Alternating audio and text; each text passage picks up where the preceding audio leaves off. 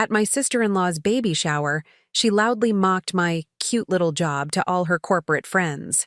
Her husband, my brother, just laughed along. "She'll never understand the real business world," she smirked. I smiled, excused myself politely, then returned with an envelope.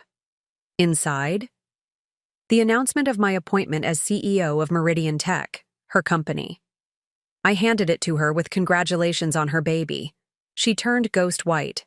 I left to applause. She left in tears. Before we jump back in, tell us where you're tuning in from, and if this story touches you, make sure you're subscribed, because tomorrow I've saved something extra special for you. The invitation arrived on embossed ivory cardstock, wrapped in a pale blue ribbon with a silver rattle charm. "Please join us in celebrating the upcoming arrival of Baby Thompson," it read in elegant calligraphy. Location: the Grand Terrace at Eastwick Hotel. Time: 2 p.m. Sunday. Dress: garden formal. I stared at the invitation on my kitchen counter while sipping my morning coffee, already feeling the familiar knot of anxiety forming in my stomach. My sister-in-law Victoria's baby shower promised to be exactly like everything else in her carefully curated life: expensive, exclusive, and designed to make everyone else feel inadequate.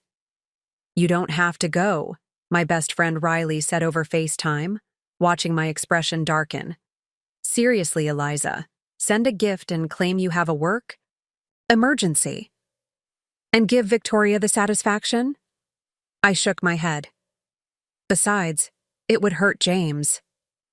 My brother had always been caught in the middle, torn between loyalty to his driven, status-obsessed wife and his supportive but underachieving sister. The same James who sat there at Thanksgiving while Victoria suggested you might qualify. "For government assistance soon?" Riley raised an eyebrow. "Your brother made his choice a long time ago." She wasn't wrong. In the 5 years since James had married Victoria Winters, rising star at Meridian Tech and daughter of Seattle's new money technology elite, our once close relationship had deteriorated into occasional, uncomfortable family gatherings where I was alternately ignored or subtly belittled. Victoria had never tried to hide her disdain for my career choices. While she climbed the corporate ladder at one of the country's fastest-growing tech companies, I had left a promising position at a Fortune 500 firm to start my own business consulting for nonprofits and social enterprises. In Victoria's world, success had only one definition, and it came with a corner office, stock options, and your name on the 30 under 30 list. "I have to go," I said finally. "Mom would want me there for James." Riley's expression softened at the mention of my mother, who had passed away 2 years ago after a brief battle with cancer. "Your mom would want you to stop letting these people make you feel small." I nodded, knowing she was right.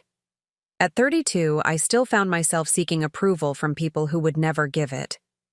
But this time would be different. This time, I had something Victoria didn't know about, something that would change everything. "Actually," I said, a slow smile spreading across my face, "I think this baby shower might be exactly what I need." Riley looked suspicious. "What aren't you telling me?"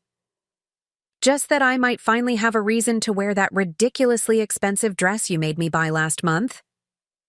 After we hung up, I pulled out my laptop and opened my email. The message, from Bernard Kendrick, chairman of the board at Meridian Tech, sat in my inbox with its bold, unopened status. Subject line: confidential, CEO position, final confirmation required.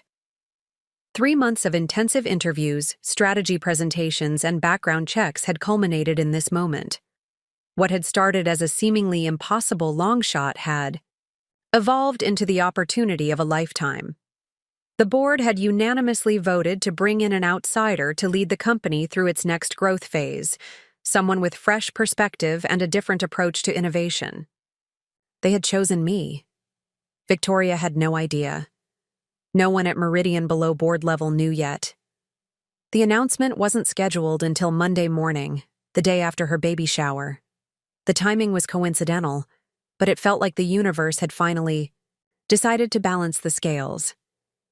I clicked open the email and sent my formal acceptance, a strange calm replacing the anxiety I'd felt earlier. For once, I would walk into a room with Victoria knowing something she didn't. For once, I wouldn't be the family disappointment or the cautionary tale she used to validate her own choices. Sunday arrived with perfect Seattle spring weather. Sunny, but cool, with cherry blossoms coloring the streets pink. I slipped into the emerald green dress Riley had convinced me to splurge on, applied makeup with more care than usual, and drove to the Eastwick Hotel with butterflies in my stomach.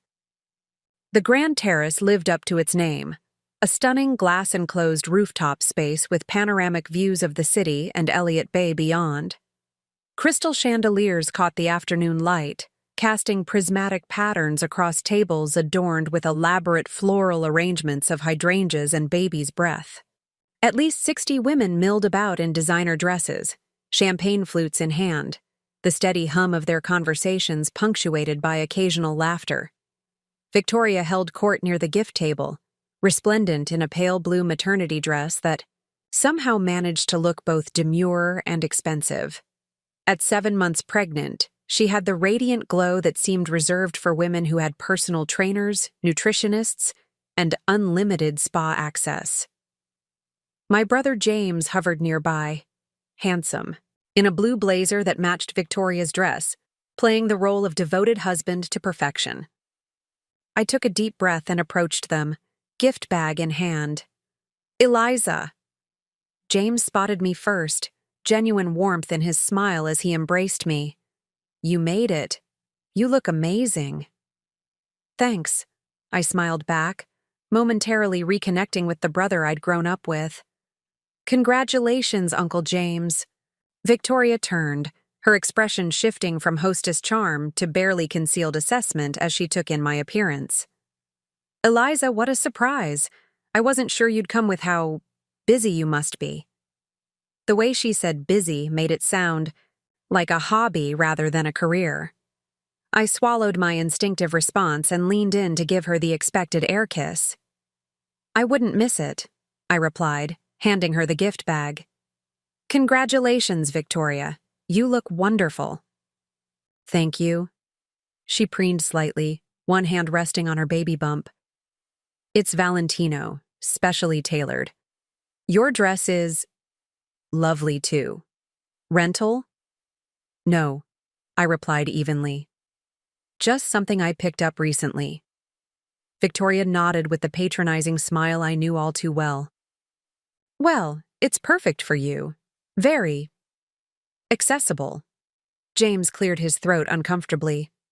"I should check if the caterers need anything. Mom and Dad just arrived too." He squeezed my shoulder and disappeared into the crowd, once again avoiding any potential conflict between his wife and sister. Victoria linked her arm through mine with surprising firmness, steering me toward a group of polished women clustered near the champagne fountain. "Come say hello to some friends from work. They'd love to meet James's sister." It wasn't a request, and I recognized the routine from previous family gatherings. Victoria enjoyed showcasing our differences to her colleagues and friends, positioning herself as the generous in-law who embraced her husband's less fortunate sister. I braced myself for the performance ahead. "Everyone, this is Eliza, James's sister," Victoria announced to the group of 5 women, all bearing the unmistakable look of upper management, confident, groomed, and slightly intimidating. "Eliza, these are my colleagues from Meridian. Catherine's our VP of Marketing, Diane heads Legal, Jennifer runs Product Development, Rachel's our CFO, and Lauren is Director of HR." The women offered polite smiles and murmured greetings. I recognized several names from my intensive research into Meridian's leadership structure over the past months. These women would be my direct reports in less than 24 hours. The irony was almost overwhelming. "Eliza has her own consulting business," Victoria continued, her tone making it sound like I sold homemade candles at farmers' markets. "How interesting," Catherine said with practiced politeness. What kind of consulting? Before I could answer, Victoria jumped in. Eliza works with those little nonprofit organizations, helping them with, what do you call it, sweetie? Operational efficiency, strategic development, and organizational transformation, I corrected calmly. I help mission-driven organizations optimize their impact while building sustainable operational models. That sounds very rewarding, Jennifer offered kindly. Victoria laughed lightly.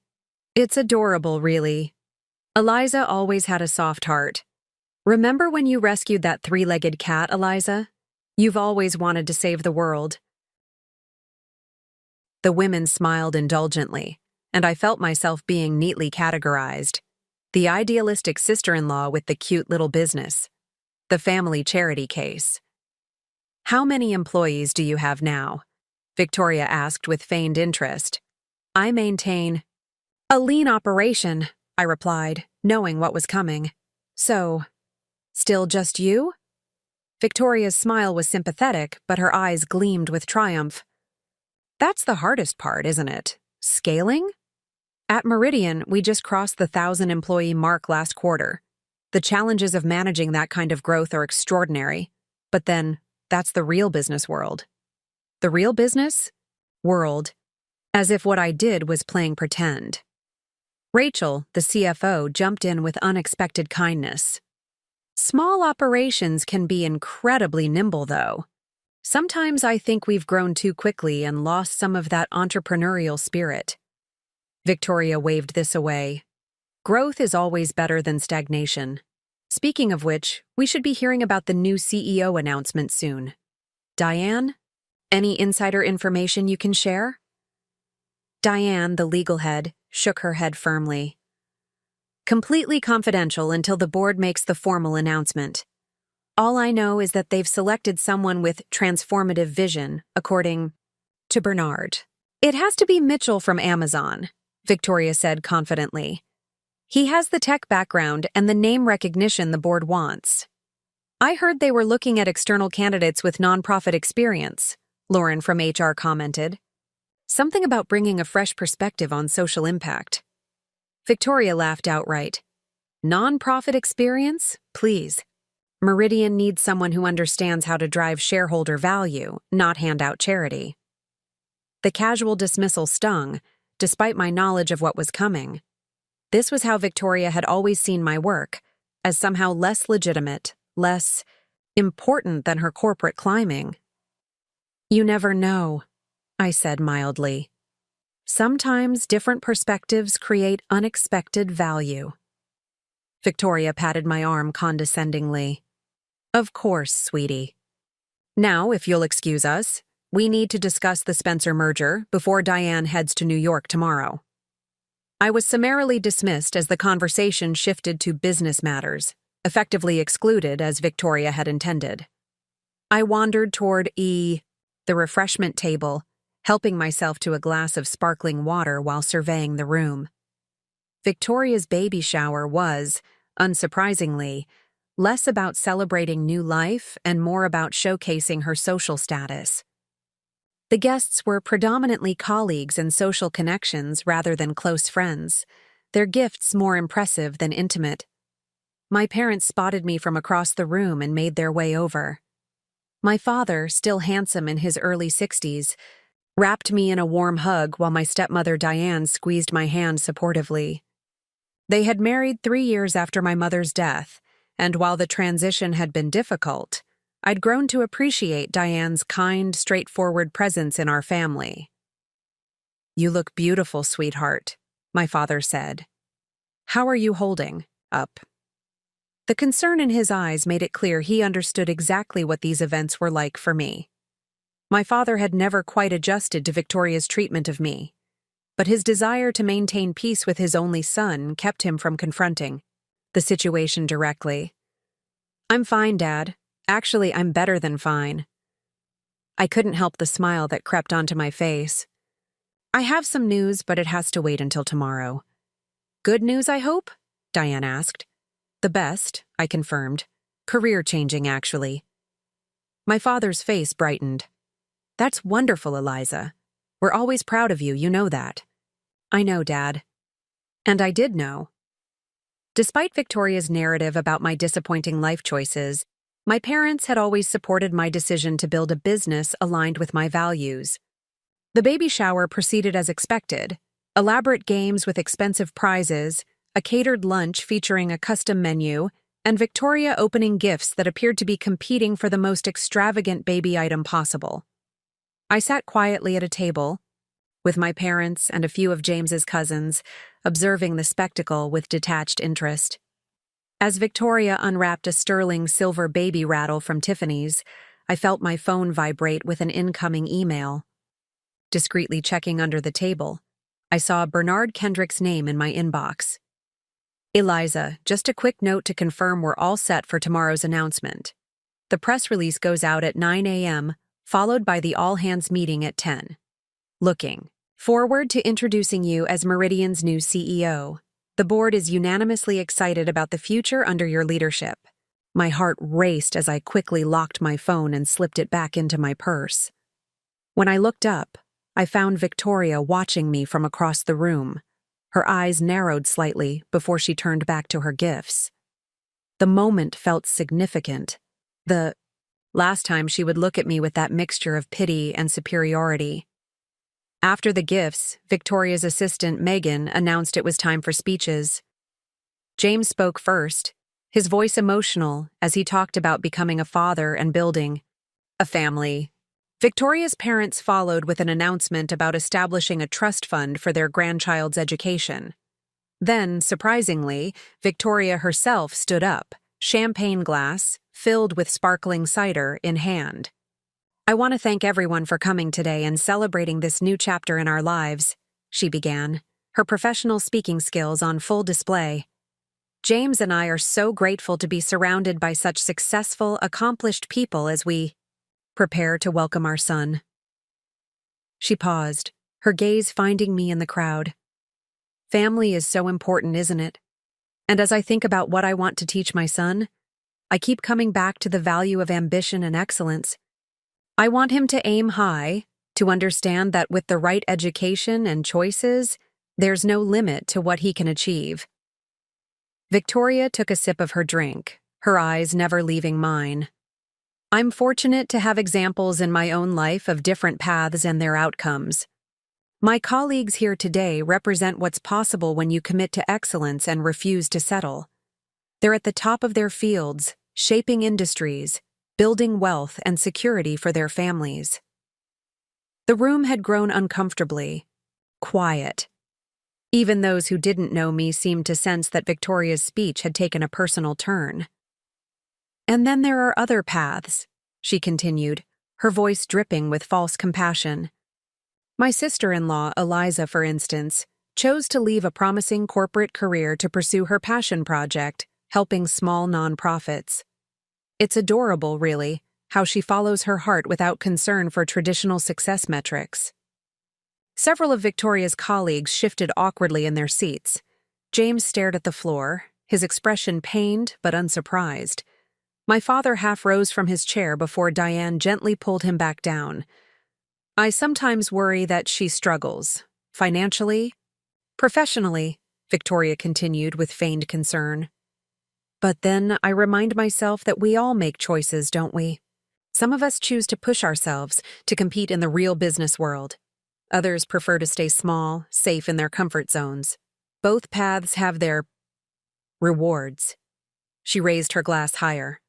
So today, as we celebrate new life and new beginnings, I'm grateful for these different perspectives. They'll help me teach my son the importance of aiming high and the consequences of alternative choices. The silence that followed was deafening. A few uncomfortable coughs broke the tension before Victoria's mother hastily stood and proposed a toast to the baby, attempting to move the focus away from her daughter's thinly veiled attack. I sat perfectly still, my face carefully composed despite the heat rising in my cheeks. Part of me had expected something like this, Victoria using her moment in the spotlight to subtly diminish me while elevating herself. It was a familiar pattern, but never had it been so public, So explicit. My phone vibrated again in my purse. Another email from Bernard. Also, the board approved your request to bring the announcement package to share privately with family. First, if you wish. The sealed envelope is at the front desk of the hotel under your name. Thought you might appreciate having this option given our conversation about work-life balance. In that moment, something crystallized inside me. Years of tolerating Victoria's behavior, of making myself small to keep the peace, of watching my brother choose the path of least resistance, it all suddenly felt unbearable. The knowledge of what waited for me at the front desk burned like a flame, illuminating possibilities I hadn't previously considered. I stood up quietly, smoothing my emerald dress. "Excuse me for a moment," I murmured to my table mates, then walked deliberately toward the exit. Every step felt significant, as if I were finally walking away from a version of myself that had accepted being diminished. At the front desk, a young man retrieved a sealed Meridian Tech envelope with my name on it. I thanked him and stood for a moment in the elegant hotel lobby, contemplating my next move. The envelope contained the official press release announcing my appointment as CEO, along with a letter from the board outlining their vision for the company under my leadership. I had planned to keep this news private until the official announcement tomorrow. That had been the professional, prudent approach. But Victoria's speech had changed something fundamental in the equation. This was no longer just about professional courtesy. It was about finally standing in my power after years of being belittled. With the envelope in hand, I returned to the baby shower, where Victoria was now opening more gifts amid practiced exclamations of delight. I waited quietly at the edge of the room until there was a natural pause in the proceedings. "Victoria," I said, my voice carrying clearly across the room, "I have a gift for you that couldn't be wrapped." All eyes turned to me, including Victoria's, her expression a mixture of surprise and wariness. "This seems like the perfect occasion to share some family news," I continued, moving toward her with measured steps. "Especially since so many of your colleagues are here to celebrate with you." Victoria's smile became fixed as I approached, uncertainty flickering across her features. James moved closer to his wife, his eyes questioning as I stopped before them. "Congratulations again on your baby," I said sincerely. "New life is always worth celebrating, and I know this child will be deeply loved." Then I handed her the sealed envelope. "This is my gift to you, advance notice of some corporate news that affects Meridian. I thought you deserved to hear it in a personal setting, surrounded by family and friends." Victoria took the envelope reflexively, confusion evident on her face. "What is this?" "Open it," I suggested gently.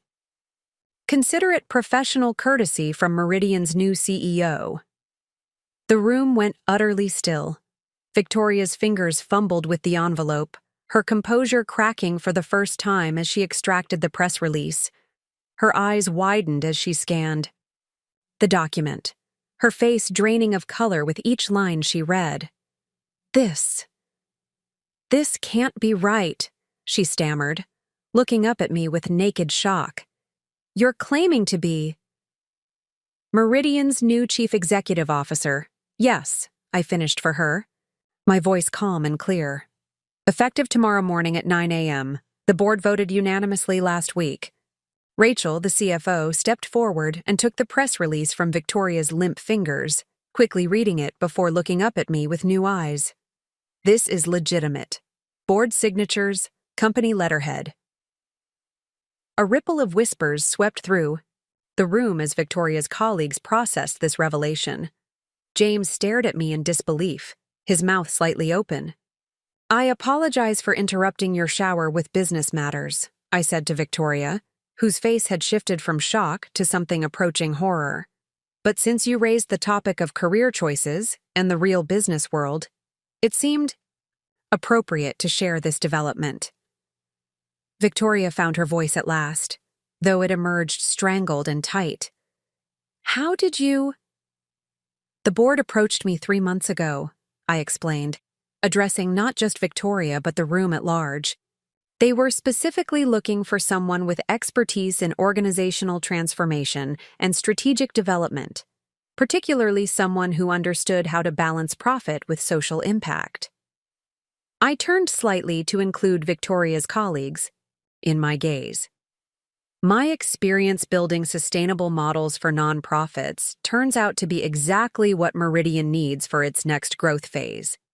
The alternative path Victoria mentioned has given me unique insights into creating value that extends beyond short-term profits. Catherine, the marketing VP, was the first to recover, stepping forward with an extended hand. "Congratulations, Eliza. That's quite an announcement."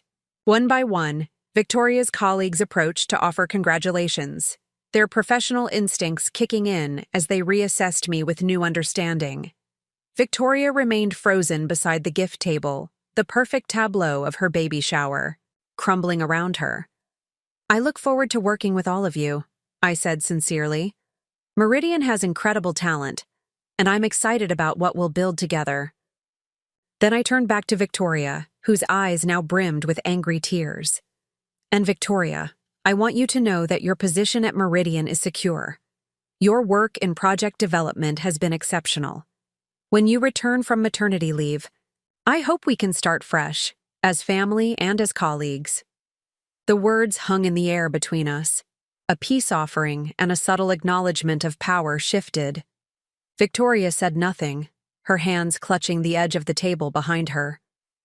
James finally stepped forward, confusion and something like respect warring on his face.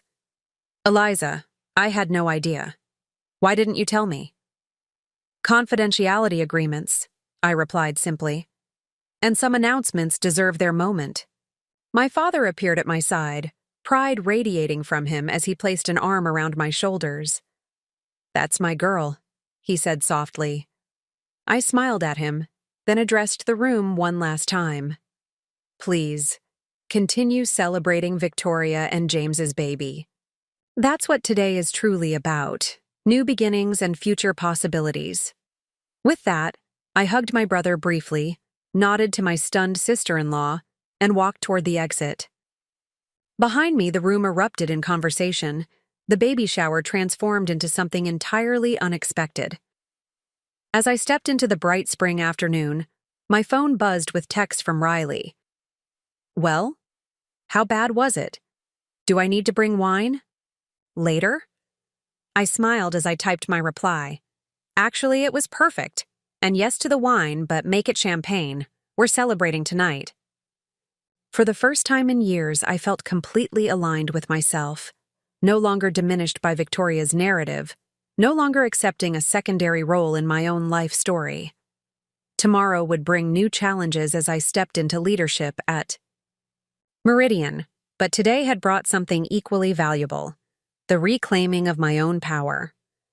As I drove away from the Eastwick Hotel, I caught a glimpse of myself in the rearview mirror and barely recognized the woman looking back. Confident, purposeful, and finally, completely free of others' definitions. Preparing and narrating this story took us a lot of time, so if you are enjoying it, subscribe to our channel. It means a lot to us. Now back to the story. I wasn't always the woman who could walk away from Victoria's baby shower with her head held high. The journey to that moment began long before I met my sister-in-law, back when James and I were just two kids growing up in a modest 3-bedroom house in Greenfield, a working-class neighborhood far from the gleaming corporate towers of downtown Seattle. Our father, Robert Chen, had immigrated from Taiwan in his 20s with nothing but $200 in his pocket and an engineering degree. He'd taken whatever jobs he could find, eventually landing at a local manufacturing company where he steadily worked his way up from the factory floor to middle management. Our mother, Sarah, was a public school teacher who believed education was the great equalizer. Together, they created a home where achievement was expected, but defined by character and contribution, not status or wealth. "The measure of success isn't what you have," my mother would say, "but what you do with what you have." These weren't just words in our household, they were a blueprint for living. James was 4 years older than me. Brilliant, focused, and methodical from an early age. While I bounced between interests and passions, James moved forward with laser precision. He knew exactly what he wanted: admission to a top university, a business degree, and eventually a corner office with a view. Not out of greed or status seeking, but because he'd inherited our father's pragmatic view that financial security was the foundation for everything else. I admired my brother's clarity, even as I struggled to find my own path. Where James excelled in structured environments with clear metrics for success, I thrived in creative problem-solving and relationship building. My report cards were filled with comments like "shows exceptional leadership" and "thinks outside the box," alongside occasional notes about "could apply herself more consistently." It wasn't until my sophomore year of high school that I found my first true calling. Mrs. Winters, my economics teacher, assigned a project to create a business plan for a community need.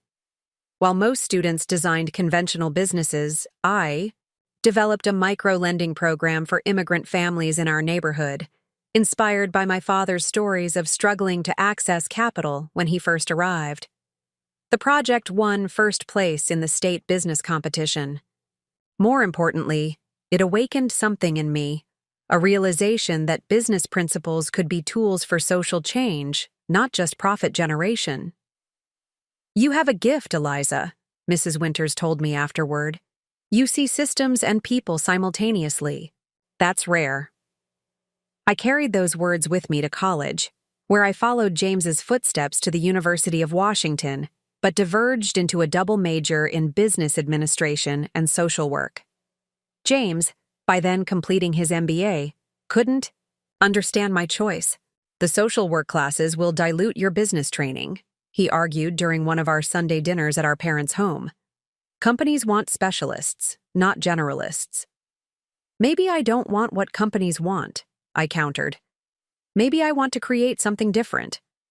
James shook his head, passing me the plate of our mother's famous dumplings.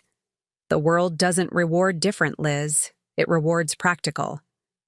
Our mother interjected with her quiet wisdom. "The world rewards value. Different ways of creating. Value are still valuable." James and I maintained our close relationship despite our different perspectives. He celebrated my graduation and helped me prepare for interviews when I decided to try the conventional corporate path first, to learn the rules before breaking them, as I explained to him. I landed a coveted position at Westlake Consulting, a prestigious firm that advised Fortune 500 companies on operational efficiency. The starting salary was impressive, the title looked good on paper, and for the first year, I convinced myself that I was exactly where I should be. The reality was different. Each day felt like putting on a costume: designer suits instead of my comfortable, colorful clothes, scripted corporate language instead of authentic communication, hierarchical thinking instead of collaborative problem-solving.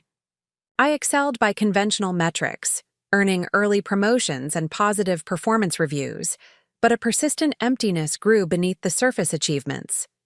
James, meanwhile, was thriving. He'd joined Lambert Financial as an investment analyst and was quickly making a name for himself in Seattle's business circles. At 28, he was already being groomed for senior management, his natural analytical abilities and disciplined work ethic making him a standout performer. It was at one of Lambert's holiday parties that James first introduced me to Victoria Winters. Yes, the daughter of my high school economics teacher who had first recognized my unique approach to business. The irony wasn't lost on me, though Victoria had no idea about my history with her mother, who had since moved to administrative roles in private education. "Eliza, this is Victoria from Meridian Tech," James said, his hand resting lightly on her back in a gesture that immediately signaled this was more than a casual acquaintance. "Victoria, my sister Eliza." Victoria Winters was striking, tall, immaculately styled, with the confident posture of someone who had never questioned her place in the world. Her handshake was firm, her assessment quick and clinical as she took in my appearance. James has mentioned you work at Westlake, she said, her tone suggesting this met with her approval. Junior consultant, right? Associate consultant now, I corrected with a smile. Just promoted last month. Impressive for someone only 2 years in, she acknowledged. Though Westlake does have a reputation for inflated titles. James laughed uncomfortably. Eliza's on the fast track.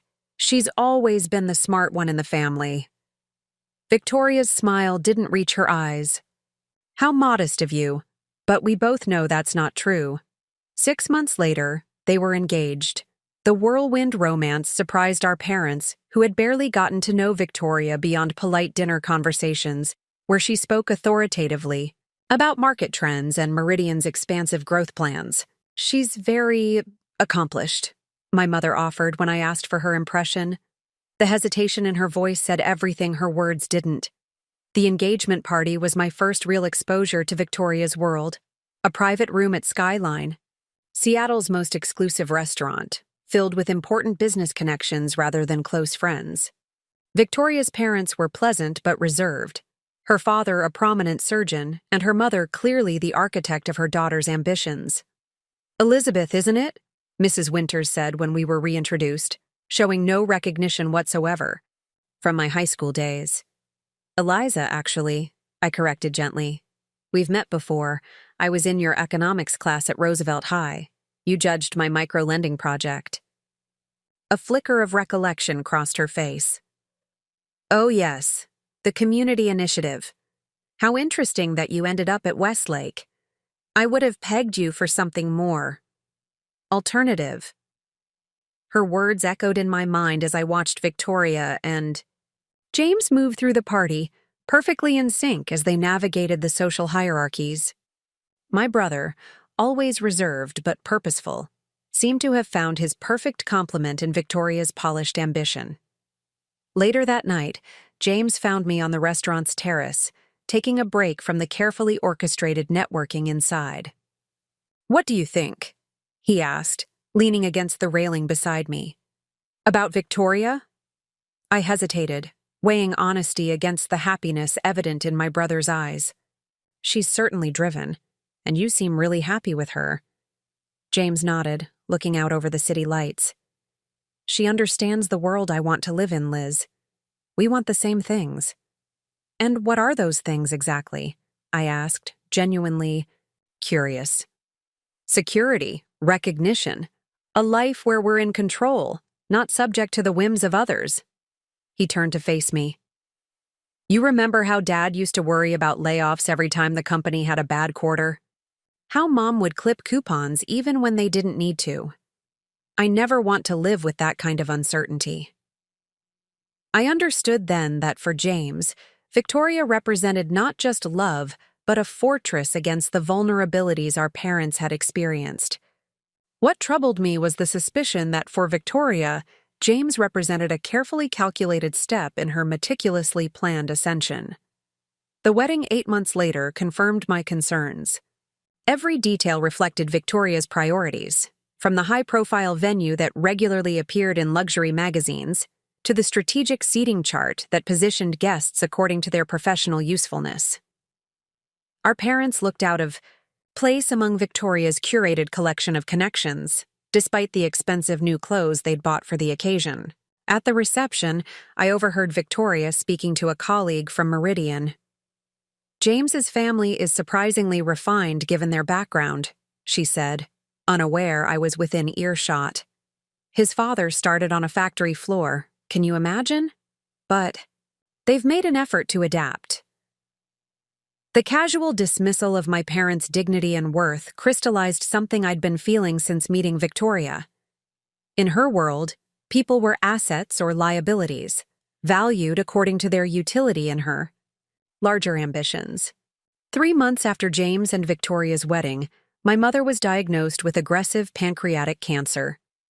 The prognosis was grim from the start, months, not years. Everything else fell away as our family confronted this devastating reality. Except, not everything fell away for everyone. While James took personal leave and our father barely left my mother's side, Victoria maintained her punishing work schedule, appearing at the hospital with designer gift baskets and brief, perfunctory visits that she documented meticulously on social media, supporting family through hard times. "Blessed Caro family first," she posted beneath a carefully filtered photo where she held my sleeping mother's hand, her expression solemn but her makeup camera-ready. "She's doing her best," James defended when I confronted him about it. "This is how she processes difficult emotions." But I saw how Victoria checked her watch during these visits, how she spoke about my mother in past tense, even while she still fought for every day, how she began discussions about funeral arrangements. Within earshot of hospital rooms, my mother died on a Tuesday morning in early spring, with cherry blossoms visible through her hospice room window. In her final weeks, she had conversations with each of us, with my father, reminiscing about their life together, with James, giving, blessing to his choices while gently reminding him of what truly mattered. With me, she was surprisingly specific. "Eliza," she said, her voice thin but determined, "you've been trying to live in someone else's story." I held her hand, fragile as a bird now. "What do you mean, Mom?" "At Westlake, in that job." She paused, gathering strength. "You're following a script someone else wrote because you think that's what success should look like, but you've always seen the world differently." Tears blurred my vision. "I'm doing well there, Mom. The money's good and—" "Are you happy?" she interrupted, her gaze steady despite her failing body. The question hung between us, impossible to deflect with the usual platitudes, not with her time so precious. "No," I finally admitted. "I'm not." She nodded as if confirming something she'd long known. "Then stop. Life is too short to live according to someone else's definition of success." She squeezed my hand with surprising strength. "Remember that project in high school? How alive you were when you presented it. Find that again." 2 months after we buried my mother, I submitted my resignation at Westlake. The decision was met with confusion from my superiors, who had just put me on their high-potential leadership track, and outright disapproval from James and Victoria.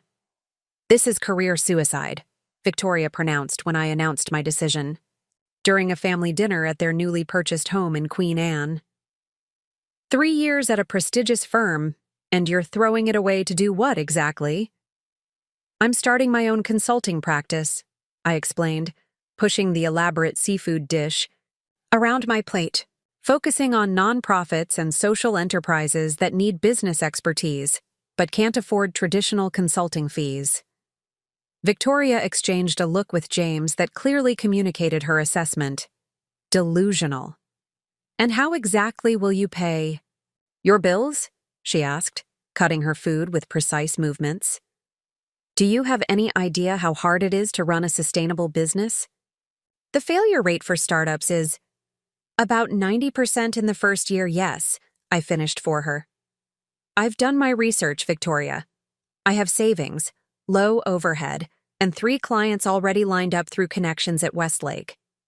James looked torn, caught between his wife's obvious disapproval and some remnant of the supportive brother he'd once been. "It's just a big risk, Liz, especially with Mom gone." "Have you talked to Dad about this?" "Dad supports me," I said simply. "He said Mom would be proud." Victoria scoffed lightly. "Of course he'd say that. Parents always encourage their children's dreams, even impractical ones." "Some parents do," I agreed, meeting her gaze steadily. "Others see their children as extensions of their own ambitions." A flash of anger crossed Victoria's face before she smoothed it away with practiced control. "Well, when you're ready to come back to the real business world, I'm sure James can help you find something. Meridian is always looking for people in our CSR department. Corporate social responsibility, the department companies used to manage, their charitable image while changing nothing fundamental about their operations." The implied demotion from my previous role was deliberate. "I'll keep that in mind," I replied, knowing I never would. The first year of Chen Consulting was exactly as challenging as Victoria had predicted. I worked from a converted corner of my apartment, took on projects at reduced rates to build a portfolio, and lived on a fraction of my previous salary. There were nights I questioned my decision, especially when yet another potential client chose a more established competitor, or when my car needed expensive repairs I could barely afford. But there were other moments. Watching a struggling domestic violence shelter implement the fundraising strategy I'd designed and double their annual donations. Helping a refugee employment program restructure their operations to serve 30% more clients with the same resources.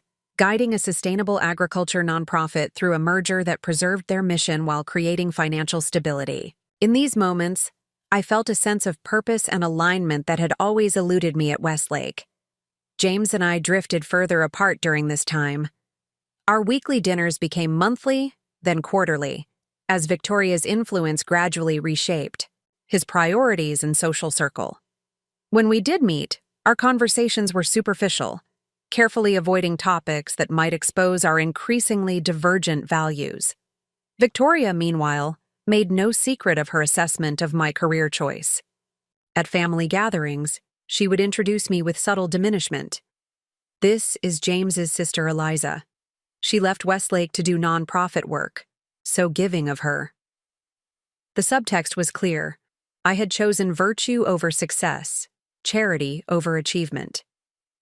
That these could be false dichotomies never entered Victoria's worldview. By the third year of my business, however, reality had begun to challenge her narrative. Chen Consulting had grown to include 2 full-time employees and a network of specialized contractors. We'd moved into a small but professional office space in Columbia City, and our client list included several prominent foundations and social enterprises. A profile in the Seattle Business Journal had highlighted our innovative approach to sustainability consulting, bringing a wave of new inquiries.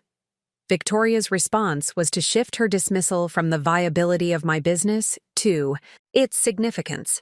"It's adorable how passionate you are about your little company," she said at Thanksgiving dinner, after I'd mentioned a major contract we'd just secured.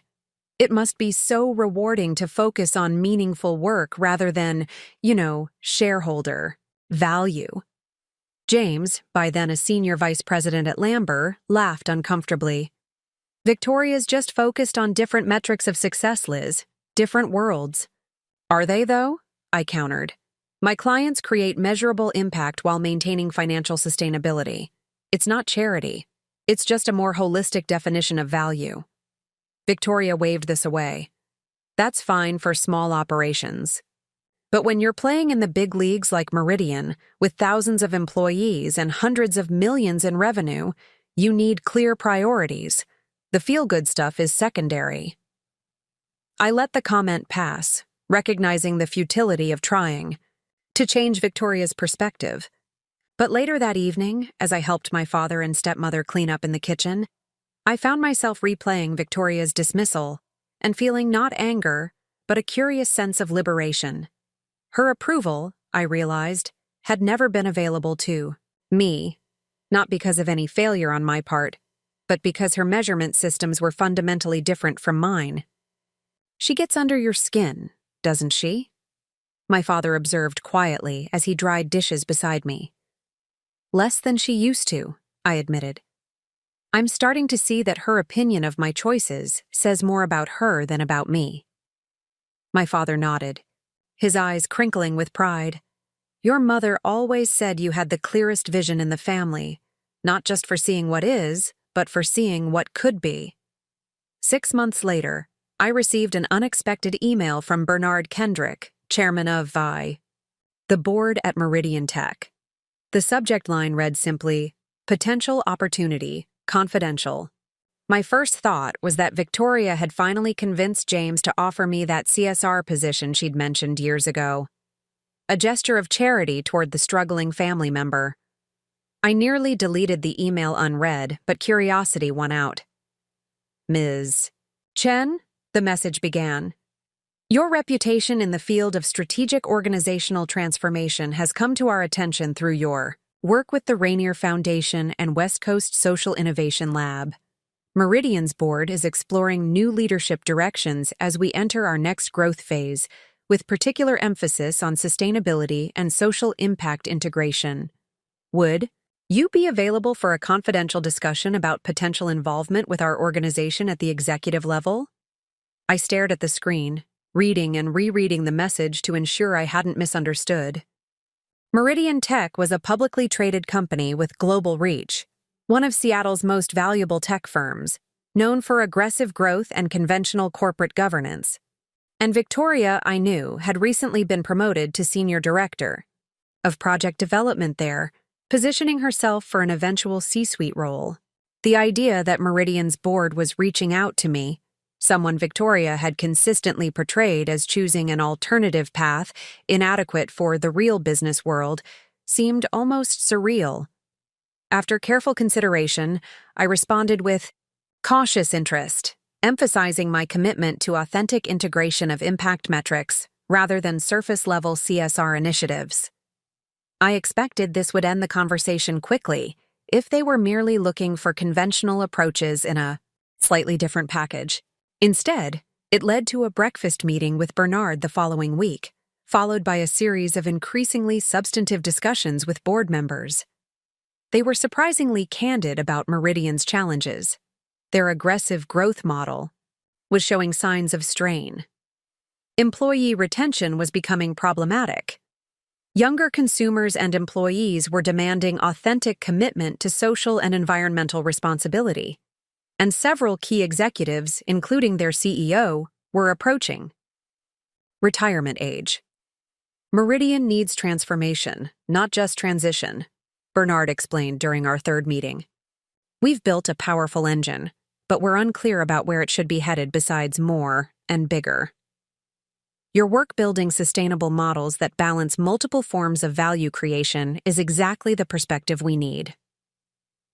I was direct in my assessment. That would require fundamental changes to how Meridian operates, not just new mission statements or philanthropic programs. Bernard nodded, unsurprised. That's precisely why we're having this conversation with you instead of promoting internally. The board recognizes we need disruption, not continuation. The courtship continued for weeks, increasingly focused on specific possibilities. I met with key board members, reviewed confidential company data, and developed a preliminary transformation strategy. Throughout this process, I maintained absolute confidentiality, aware that Victoria would see my involvement as a threat to both her professional ambitions and her carefully constructed narrative about my career. When Bernard finally named the position they were considering me for, Chief Executive Officer, I almost laughed out loud, thinking it must be a joke or misunderstanding. Surely you're talking about a newly created role focused on impact or sustainability, I clarified, not the CEO position itself. Bernard's expression remained serious. We're talking about the top leadership position, Ms. Chen. The board believes Meridian requires a fundamental reimagining of its purpose and operations. Your unique background bridges the worlds of rigorous business strategy and meaningful impact measurement. That's the leadership profile we need. The offer was formally extended 2 weeks later, following extensive interviews and background checks. The compensation package was staggering, multiples of what I currently earned, but it was the opportunity itself that rendered me momentarily speechless. The chance to transform a major corporation from the inside, to demonstrate that purpose and profit could be integrated at scale, to create a model that might influence an entire industry. I signed the confidentiality agreements and acceptance documents in Bernard's office on a Tuesday afternoon, exactly 3 years to the day since my mother's passing. As Bernard shook my hand to welcome me to Meridian, I felt a profound sense that I had found my way back to the path my mother had reminded me of in her final days. The announcement goes out Monday morning, Bernard confirmed. We'll have an all-hands meeting at 10 a.m. to introduce you to the company. I suggest you take the weekend to prepare. It's going to be quite a transition. I nodded, already mentally, cataloging the steps I'd need to take to ensure a smooth handover of my existing client projects. I appreciate the board's confidence in me. Bernard smiled, walking me toward the door. It's not just confidence, Ms. Chen. It's recognition. Your so-called alternative path has given you precisely the perspective needed for where business is heading. Sometimes the longest way around is actually the most direct route to the future. As I left Meridian's headquarters that afternoon, I had no idea that my first real test as CEO would come before I even officially took the position, at a baby shower of all places, facing the woman who had spent years defining my choices as inadequate and my success as somehow less legitimate than her own. The universe, it seemed, had an ironic sense of timing. The morning after Victoria's baby shower, I woke before my alarm, a strange calm settling over me as I prepared for my first official day as CEO of Meridian Tech. The events of the previous day played through my mind like scenes from someone else's life. Victoria's shocked expression, the sudden reverential attention from her colleagues, my brother's confusion, and my own unexpected sense of peace as I walked away. I'd received dozens of messages overnight. Riley had shown up at my apartment with champagne as promised, listening to my detailed account with mounting glee.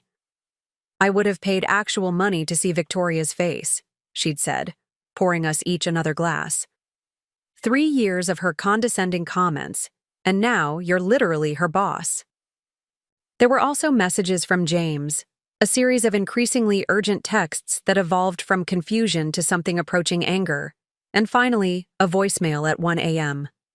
Liz, we need to talk. Victoria's. She's not doing well. I don't understand why you couldn't have told me privately instead of ambushing her at her own baby shower. Call me back. I hadn't responded yet. The conversation with James deserved more time and consideration than I could give it this morning. Today belonged to Meridian and the 3,000 employees whose professional lives would now be influenced by my leadership. I chose my outfit carefully, a tailored charcoal gray suit that projected authority, but paired it with a vibrant blue blouse that felt authentically me. No muted corporate camouflage today. My mother's simple jade pendant completed the ensemble, a touchstone connecting me to the values that had guided me here. The car Bernard had arranged arrived precisely at 7:30 a.m. The driver, a woman in her 50s with a warm smile, held the door open for me. Ms. Chen, I'm Patricia. I'll be your regular driver whenever you need transportation services. Thank you, Patricia, I said, sliding into the back seat. I appreciate you being here so early. She smiled as she closed my door. Part of the job, and between us, everyone at the service is buzzing about Meridian's new CEO. It's not often we see an outsider brought in, especially someone with your background. My background? I asked, curious about what narratives were already forming. The work you've done with social enterprises, Patricia clarified as she navigated morning traffic. My daughter volunteers at Wellspring Family Services. They implemented your strategic plan last year. Changed everything for them, she says. I felt a surge of genuine pleasure. This was the recognition that mattered most, not titles or compensation packages, but actual impact on organizations doing meaningful work. That's wonderful to hear, I said sincerely. Wellspring does incredible work. Patricia nodded. They do. And if you ask me, bringing that kind of thinking to a company like Meridian is exactly what's needed. Too many businesses forget they exist within communities, not separate from them. The conversation shifted to Patricia's family and the changing landscape of Seattle as we made our way downtown. Her perspective, practical, values-driven, and deeply connected to community, felt like a good omen for the day ahead. Meridian's headquarters occupied a striking glass tower in the heart of Seattle's business district. As Patricia pulled up to the main entrance, I saw Bernard waiting in the lobby, visible through the floor-to-ceiling windows. He stepped outside as I exited the car. Good morning, Ms. Chen, or should I say CEO Chen? He greeted me, extending his hand. Ready for a historic day? As ready as I'll ever be, I replied honestly. As we walked through the lobby toward the executive elevator, I noticed the subtle reactions of employees noticing Bernard with someone they didn't recognize. Curious glances, whispered comments, quickly straightened postures. News of leadership. Change created natural uncertainty, I knew. My first priority would be addressing that uncertainty directly. Bernard's assistant Marion greeted us as the elevator opened directly into the executive suite on the 40th floor. Good morning, Mr. Kendrick, Ms. Chen. The communications team is ready in the conference room, and IT has your systems access prepared. The all-hands announcement is confirmed for 10 a.m. in the main auditorium and will be streamed to all global offices. Thank you, Marion, Bernard replied. Please give us 10 minutes before bringing in the communications team. She nodded efficiently and disappeared down the hallway. This will be your office, Bernard said, leading me through a door into a corner suite with panoramic views of Elliott Bay. Harold cleared it out last week. Feel free to make it yours in whatever way works for your leadership style. The former CEO's office was impressive but impersonal. Expensive minimalist furniture, abstract art that had been chosen to offend no one and inspire no one, the standard trophies of corporate achievement displayed with careful modesty. It felt like a stage set rather than a workspace. I'll definitely make some changes, I said, setting my bag on the desk. But first things first, the announcement. Bernard nodded approvingly. The communications team has prepared the standard script introducing a new CEO. Normally, we'd keep it brief and formal for the first day, expectations, vision, that sort of thing.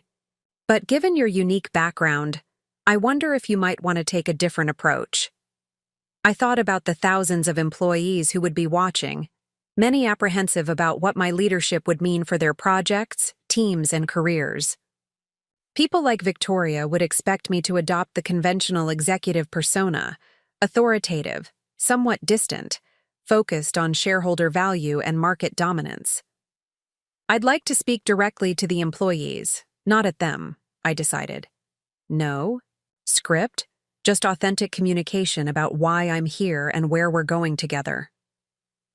Bernard smiled, clearly pleased with this decision. Precisely what I hoped you'd say. Meridian doesn't need another interchangeable executive. It needs your authentic leadership. The next 2 hours passed in a blur of introductions and briefings. The communications team presented their carefully crafted announcement plan, which I gently but firmly redirected.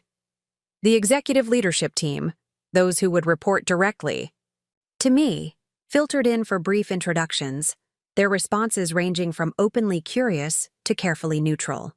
I recognized several faces from Victoria's baby shower, including Rachel, the CFO who had been first to recover and congratulate me. At 9:55 a.m., Bernard escorted me to the auditorium where several hundred employees had gathered, with thousands, more watching via live stream. The atmosphere was charged with anticipation as Bernard took the stage first. Good morning, Meridian, he began, his voice carrying authority without arrogance. As you know, Harold Matthews announced his retirement 3 months ago after 15 years as CEO. The board conducted an extensive search for the right leader to guide Meridian into its next chapter, someone with the vision, expertise, and courage to build on our strengths while transforming areas that need fresh thinking. He paused, looking out over the audience. We interviewed dozens of candidates, including internal leaders and prominent executives from peer companies. But the person who impressed us most brought a perspective we hadn't even realized we needed until we encountered it. Someone who sees business not just as a vehicle for profit, but as a platform for meaningful impact, without sacrificing the performance metrics that keep us competitive. I watched from the wings, noticing how intently the employees were listening. This wasn't the standard CEO transition announcement, and they knew it. It's my privilege to introduce Meridian's new Chief Executive Officer, Eliza Chen.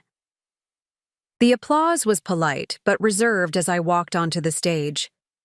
I could feel hundreds of assessments happening simultaneously. Of my relative youth, 35 was young for a CEO.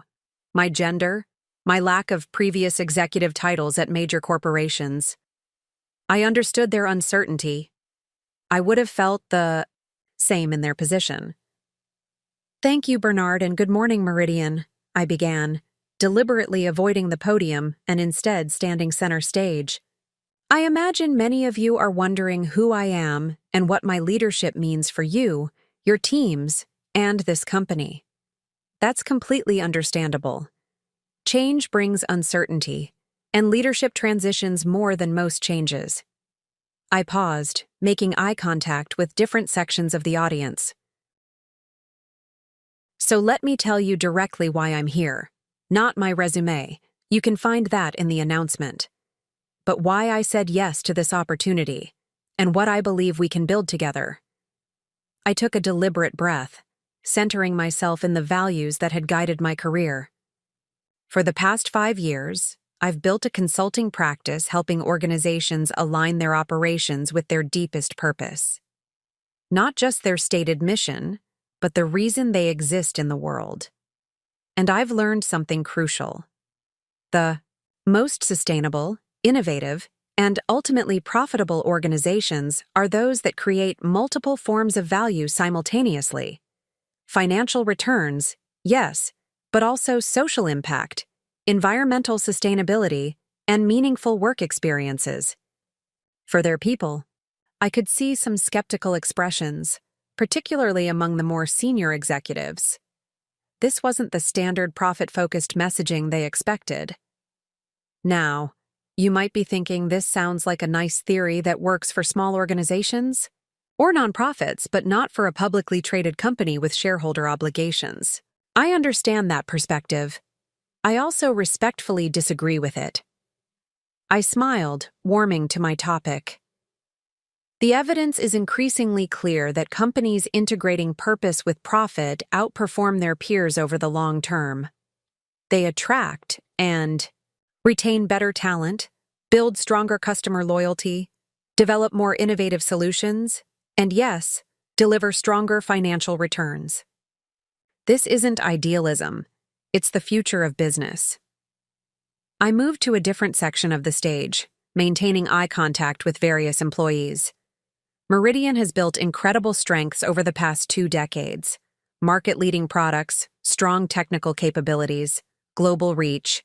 But we're also facing challenges that our traditional approaches aren't addressing effectively. Employee turnover is increasing. Innovation metrics are flattening. Customer acquisition costs are rising. And our environmental footprint is growing, at a pace that's becoming a liability, not just ethically, but financially. There were slight movements of surprise throughout the audience. These metrics weren't typically discussed so openly in all-hands meetings. I'm not here to dismantle what works at Meridian. I'm here to help us evolve into a company that creates more value, more sustainably, for more stakeholders, including, but not limited to our shareholders. And I believe we can do this while becoming more profitable, not less. For the next 15 minutes, I outlined my initial vision for Meridian. Not with platitudes, but with specific areas of focus and transformation. I discussed the integration of impact metrics alongside financial ones, a renewed emphasis on employee development and well-being, and strategic shifts toward more sustainable product development and operations. This will not be an overnight transformation, I acknowledged. It will require experimentation, learning, and yes, some failures along the way. But I'm convinced it's the right direction not just for our collective conscience, but for our competitive position and longevity as a company. I concluded by addressing their concerns directly. I know many of you are wondering what this means for your specific roles and teams. Over the coming weeks, I'll be meeting with departments throughout the organization to listen and learn before making significant changes. My commitment to you is transparent communication throughout this process. You won't always agree with every decision, but you will always understand the reasoning behind it. As the applause followed my closing remarks, I noticed it had shifted from polite to something more genuine. Not unanimous enthusiasm, that would have been neither realistic nor healthy, but engaged response to authentic communication. Bernard joined me on stage for a brief Q&A session, where employees asked thoughtful questions about timeline, priorities, and how success would be measured under the new direction. I answered candidly, acknowledging when I didn't yet have complete answers but providing clear principles that would guide our approach. As we concluded and left the stage, Bernard looked genuinely pleased. "That was exactly what Meridian needed to hear," he said as we walked back toward the executive offices. "Authentic, clear, and challenging in the right ways." "I hope so," I replied. "The real work begins now." The remainder of the morning was filled with a series of briefings, quarterly financial reports, current strategic initiatives, pressing operational issues that needed immediate attention. Rachel, the CFO, proved particularly helpful, providing context beyond the raw data that gave me insight into Meridian's true financial health. "The numbers look strong on the surface," she explained during our one-on-one meeting. "But there are concerning trends if you dig deeper.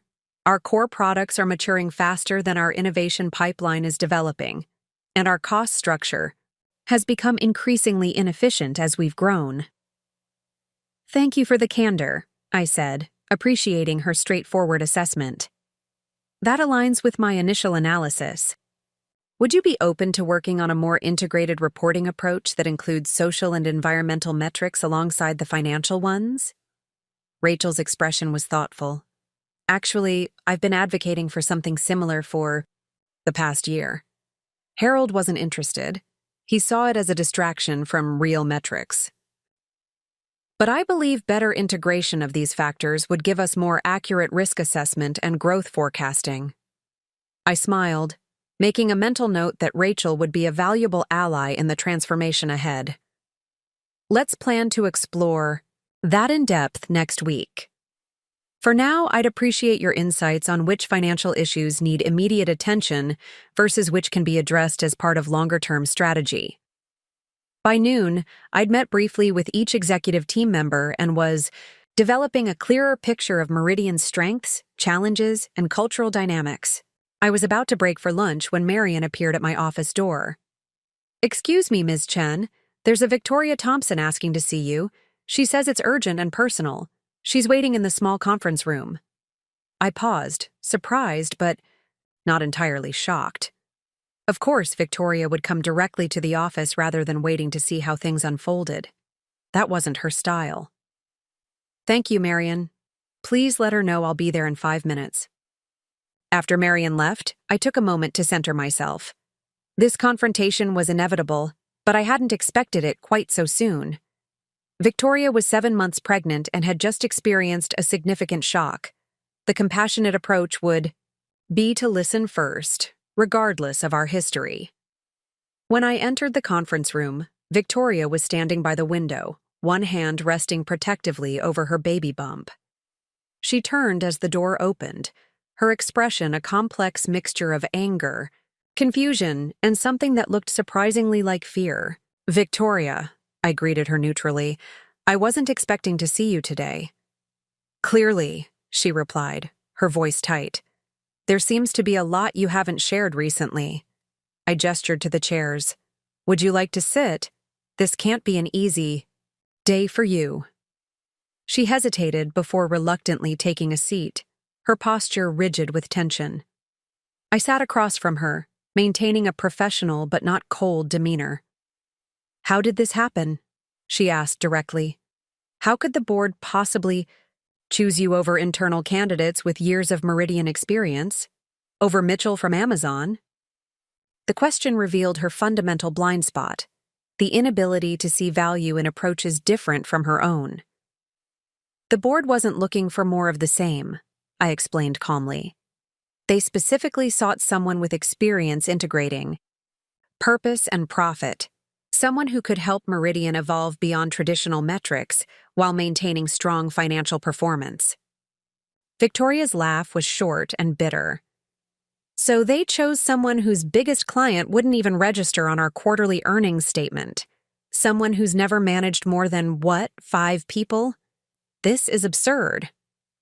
The scale was different, I acknowledged. The principles are not. My work has consistently demonstrated how organizations can align operational excellence with meaningful impact. That's the direction the board wants to take Meridian. Victoria leaned forward, her voice lowering. Let's be honest, Eliza. This is about me, isn't it? Some twisted revenge for how you think I've treated you over the years. The accusation was so self-centered it momentarily took me aback. Victoria, the board conducted a 3-month search, involving dozens of candidates and multiple rounds of interviews. They made their decision based on Meridian's needs, not personal dynamics between us. But you knew, she insisted. You knew when you came to my baby shower. You could have told me privately, spared me that public humiliation. Instead, you orchestrated a scene designed to embarrass me in front of my colleagues. There was a grain of truth here that I needed to acknowledge. You're right that I could have approached it differently, I conceded. If your speech hadn't explicitly mocked my career choices in front of everyone, I likely would have told you privately afterward. But when you chose to publicly diminish my work while elevating yours, it seemed appropriate to correct the record in the same setting. Victoria's eyes flashed. So you admit it was retribution? No, I said firmly. It was correction of a persistent narrative you've promoted about different types of success. The board's decision had nothing to do with our personal history. How I chose to inform you of that decision was influenced by the context you created. She was silent for a moment, processing this distinction. So what happens now? She finally asked. Am I supposed to continue working for my sister-in-law after yesterday's disaster? Is this where you fire me to complete your victory? Shook my head. Victoria, this isn't about winning or losing. You're a talented project director with valuable institutional knowledge. Meridian needs people with your skills. Your position is secure as long as you can adapt to the new direction and metrics we'll be implementing. Her expression was transparently skeptical. You expect me to believe you're not planning to use your position to make my life difficult? What I expect, I replied carefully, is professional behavior from both of us. Our personal history and family connection stay outside these walls. Inside Meridian, I'm the CEO making decisions for the company's benefit, and you're a senior director contributing your expertise to our collective success. Nothing more, nothing less. Victoria studied me, clearly trying to detect any hidden agenda or insincerity. James is furious, you know. Not just about yesterday, but about you taking this position without telling him. James and I will work through that separately, I said, not allowing her to merge professional and personal boundaries. My relationship with my brother isn't relevant to our working relationship. She stood abruptly, straightening her maternity dress with practiced dignity. Well, congratulations, Eliza. You've certainly managed to turn the tables in dramatic fashion.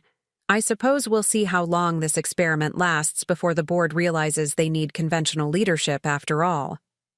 I remained seated, maintaining my composure. I appreciate you coming in, Victoria. I know yesterday was difficult and today brings its own challenges. Take whatever time you need before returning to work. Your projects are in good hands until you're ready. She paused at the door, her hand on the handle. One question, she said without turning. How long have you known about this appointment? The final decision was made last week, I answered honestly. But the process began 3 months ago. Victoria nodded once, absorbing this information. 3 months of pretending nothing had changed while planning this revelation. I underestimated you, Eliza. It won't happen again. With that, she left, closing the door quietly behind her. The conversation had gone as well as could be expected under the circumstances. Victoria was too pragmatic to damage her own career with open insubordination, but the road ahead would require careful navigation of our complex dynamics.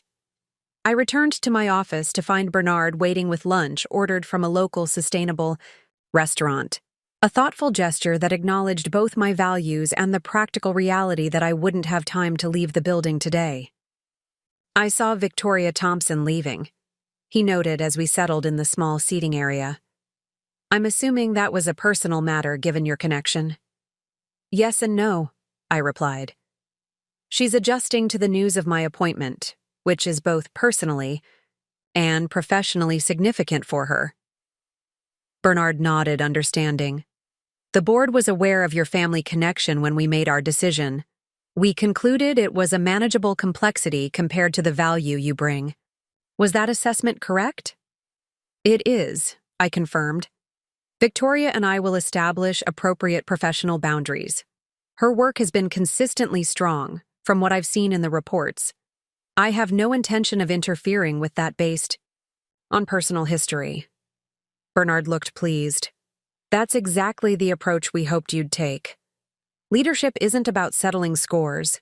It's about bringing out the best in everyone, even those with whom you have complicated relationships.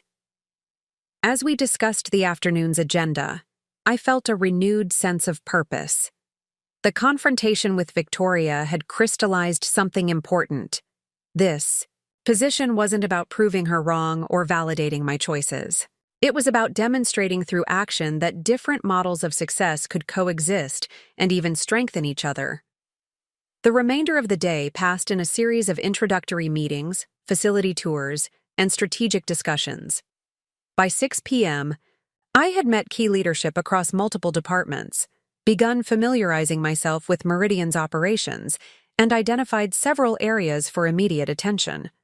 I'd also received hundreds of emails welcoming me to the company, some cautiously optimistic, others genuinely enthusiastic about the direction I'd outlined. As I prepared to leave for the day, Rachel stopped by my office with a folder of additional financial projections she thought might be helpful. "How are you holding up?" she asked, her expression friendly but professional. First days as CEO are notoriously overwhelming. It's been intense, I admitted, but in a good way. There's so much potential here. Rachel nodded. Your all hands message resonated more than you might realize. Many of us have been hoping for exactly the kind of integration you described. Purpose and profit working together rather than at odds. I'm glad to hear that, I said sincerely.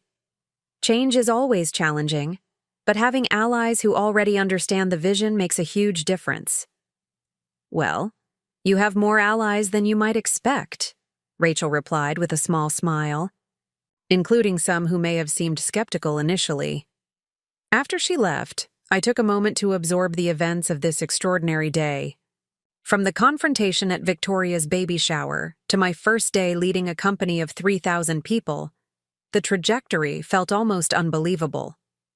Yet here I was, sitting in the CEO's office, my mother's pendant still around my neck, preparing to guide Meridian toward a more integrated vision of success. As I gathered my things to leave, my phone buzzed with a text from James. "We need to talk. Dinner tonight?" I hesitated before replying. "Not tonight. Let's meet this weekend when we can talk properly. This isn't a conversation to rush." His response came quickly. "Fine, Saturday lunch at Dad's. But we have a lot to discuss, Liz." I sent a simple confirmation and slipped my phone into my bag. The conversation with James would be difficult but necessary, not just about yesterday's revelation, but about the distance that had grown between us and whether we could find our way back to the siblings we once were. For now, though, my focus remained on Meridian and the transformation ahead. As Patricia drove me home through the evening traffic, I watched Seattle's skyline glowing against the darkening sky and felt a profound sense of alignment. The path hadn't been straight or simple, but it had led exactly where I needed to be. "Good first day?" Patricia asked, catching my eye in the rearview mirror. "Better than I expected," I answered truthfully. "Still a lot of challenges ahead, but the right kind of challenges." She nodded approvingly. That's how you know you're where you're supposed to be. As we pulled up to my apartment building, I realized she was right. Despite the complexity, despite Victoria's anger and James's confusion, despite the enormous responsibility now resting on my shoulders, I felt a deep certainty that this was exactly where I was meant to be, not because it proved Victoria wrong, but because it allowed me to bring my whole self to work that mattered. The victory wasn't in the title or the corner office. It was in the freedom to lead with authenticity, to integrate purpose and performance, to demonstrate through action rather than argument that success could be defined in multiple dimensions simultaneously.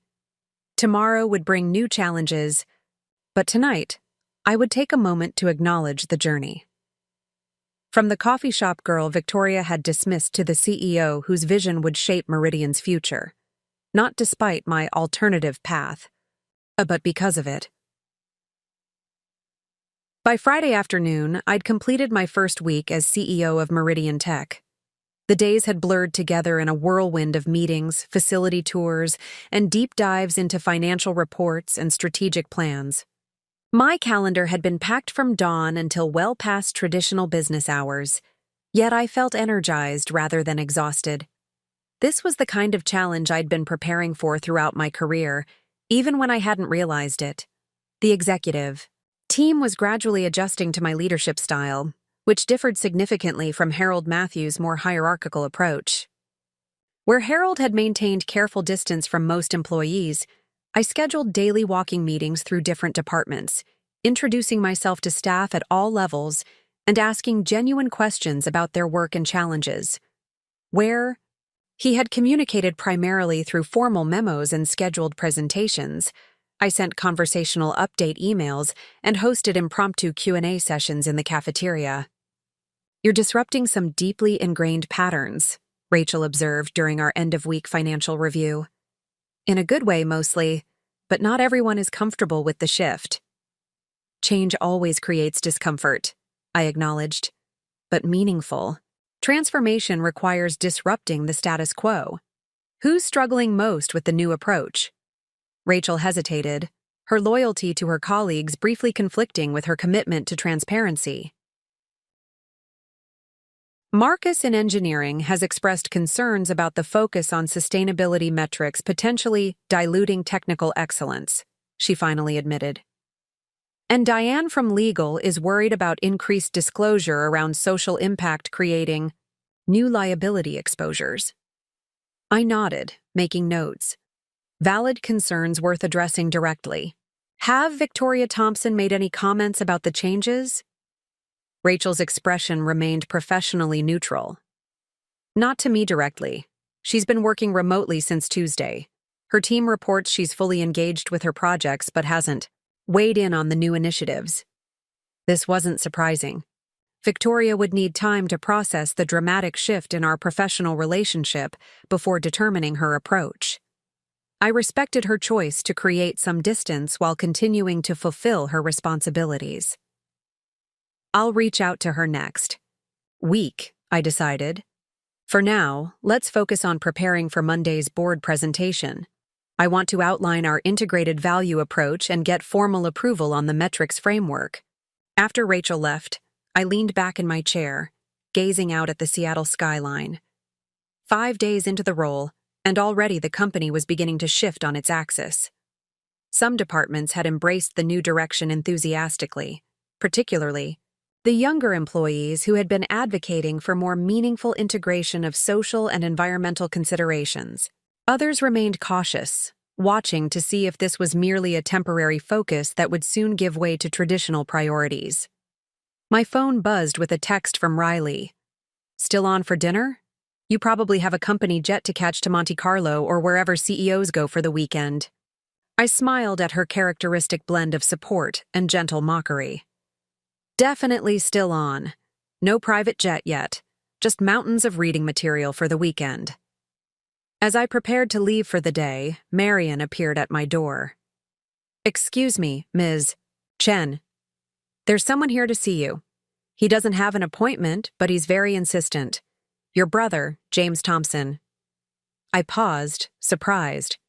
James and I had agreed to meet tomorrow at our father's house, not at Meridian. His unexpected appearance suggested either urgency or a deliberate choice to confront me on my new territory. "Thank you, Marion. Please show him in." I moved from behind my desk to the small seating area, wanting to create a more personal atmosphere for what was likely to be a difficult conversation. Through the glass wall of my office, I saw Marion returning with James, whose stiff posture and formal attire suggested he was approaching this as a business matter rather than a family one. "James," I greeted him as Marion closed the door behind him. "This is unexpected. We were planning to meet tomorrow." He remained standing, surveying the executive office with an unreadable expression. I needed to see this for myself. Eliza Chen, CEO. It still doesn't seem real. "It's been an intense week," I acknowledged, gesturing toward the chairs. "Would you like to sit? Can I get you anything?" He shook his head, but finally took a seat across from me. Up close, I could see the strain of the past days etched on his face, the shadows under his eyes, the tension in his jaw. "Victoria hasn't been sleeping," he said without preamble. "She's 7 months pregnant and suddenly facing a complete upheaval of her professional standing. Her doctor is concerned about her blood pressure." Guilt and concern twisted in my stomach, but I refused to accept sole responsibility for Victoria's distress. "I'm genuinely sorry to hear that, James. Pregnancy is challenging enough without additional stressors, but this situation is more complex than you're acknowledging." "Is it?" he challenged, leaning forward. "My sister deliberately humiliated my wife at her own baby shower, then took control of her company without any warning. Seems pretty straightforward to me." I took a measured breath, recognizing the pattern we'd fallen into over years. James simplifying situations to avoid confronting uncomfortable truths, particularly where Victoria was concerned. "Let's be clear about what actually happened," I said calmly. "Victoria chose to use her baby shower speech to publicly mock my career choices, positioning her path as successful and mine as a charitable hobby. I chose to correct that narrative by revealing information that would become public knowledge the very next day. And I didn't take control of Meridian. I was selected through an extensive process by the board of directors, who had no obligation to inform Victoria or anyone else below executive level about their decision." James shifted uncomfortably. "She didn't mean to mock you. That's just Victoria's communication style." "That's exactly the problem, James," I replied, feeling a familiar frustration. "For years, you've excused Victoria's behavior as just her style or the way she is, as if that exempts her from basic respect and consideration. And for years, I've accepted that dynamic to keep the peace." "So this is retribution? Getting even for perceived slights?" "No," I said firmly. "This is the natural consequence of years of professional development in my chosen field. The board approached me because of my expertise in exactly the areas Meridian needs to evolve. The timing and circumstances of how Victoria learned about it were influenced by her own choices, but the appointment itself had nothing to do with our personal history." James ran a hand through his hair, a gesture reminiscent of our father when frustrated. "You could have told me, Liz, before the baby shower, before accepting the position, any time during the 3 months you were interviewing. We're family." There was genuine hurt beneath his accusation, and it pierced through my professional composure. This wasn't just CEO Eliza talking to Victoria's husband. This was a sister trying to reconnect with a brother who had gradually drifted away. "You're right," I admitted. "I could have told you. I was bound by confidentiality agreements, but I could have found a way to give you some warning. I didn't, because—" I paused, searching for complete honesty. "Because I didn't trust that you would prioritize my confidence over Victoria's interests. Our relationship has changed, James. Somewhere along the way, I stopped being your sister first and became Victoria's sister-in-law instead." The blunt assessment hung between us. James looked away, his expression a complex mixture of denial and recognition. "That's not fair," he said. But the protest lacked conviction. "Isn't it?" I asked softly.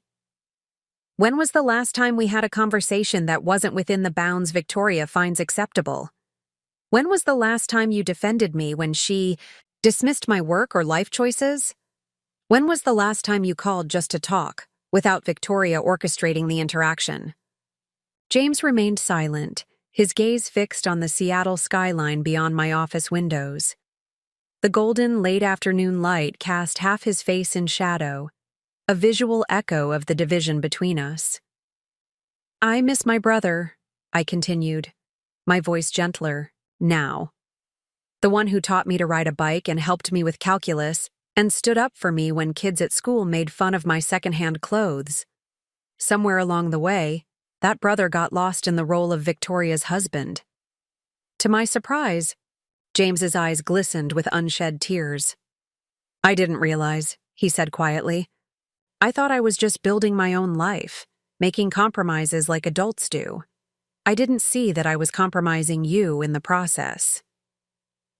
This vulnerability, so rare in recent years, reminded me of the deep bond we'd once shared. Despite everything, James was still my brother, still the boy who had protected me and encouraged me throughout our childhood. "It goes both ways," I acknowledged. "I could have been more direct about how I felt instead of gradually withdrawing. And I should have found a way to tell you about the CEO position, confidentiality agreements notwithstanding." James nodded, slowly.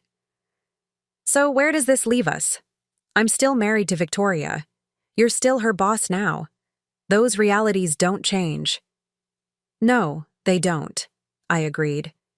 "But how we navigate them can change. I'm committed to maintaining a strictly professional relationship with Victoria at Meridian.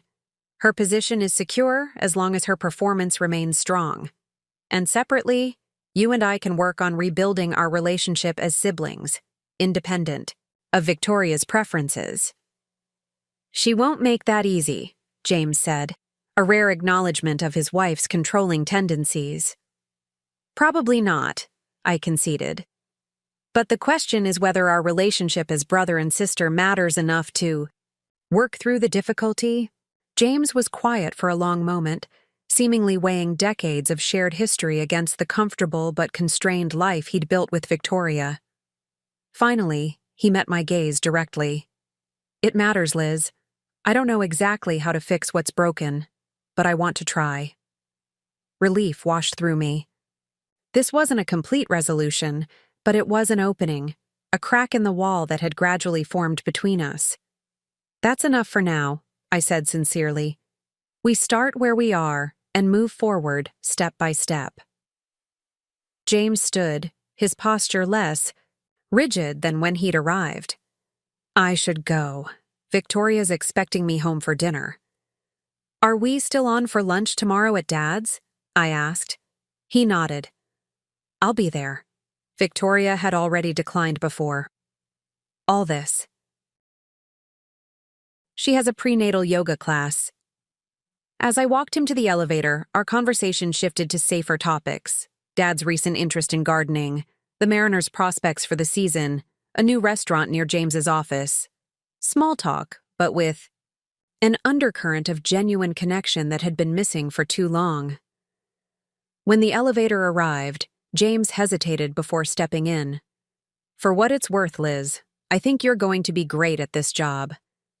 You always did see things differently than everyone else, in a good way." The doors closed before I could respond, but his words stayed with me as I returned to my office. It was the first genuine acknowledgement from James in years that my different approach might be valuable rather than merely unconventional. I gathered my things to leave. My dinner with Riley a welcome opportunity to process the week's events, with someone who knew me completely. As I waited for the elevator, I noticed a cleaning crew working in one of the conference rooms. The woman supervising them looked up and caught my eye, offering a hesitant smile. "Ms. Chen, I'm Elena Rosario, head of facilities management for this floor. It's nice to meet you, Elena," I said, extending my hand. "Thank you for keeping our workspace so well maintained." She seemed surprised by the gesture but shook my hand warmly. It's our job, but thank you for noticing. We usually work after everyone's gone, so we don't get to interact much with the executives. Well, I'm hoping to change some of those patterns, I replied. Everyone who contributes to Meridian's success deserves recognition, regardless of role or department. Elena nodded, her expression thoughtful. Some of my team watched your announcement on Monday. It gave them hope that things might be different going forward, especially the part about meaningful work experiences for everyone, not just those in the corner offices. I meant every word, I assured her. Change won't happen overnight, but I'm committed to creating a company where all employees feel valued and have opportunities for growth. That would be something, Elena said simply. My daughter just started in the mailroom last month. She has a business degree, but couldn't get interviews for management positions without more experience.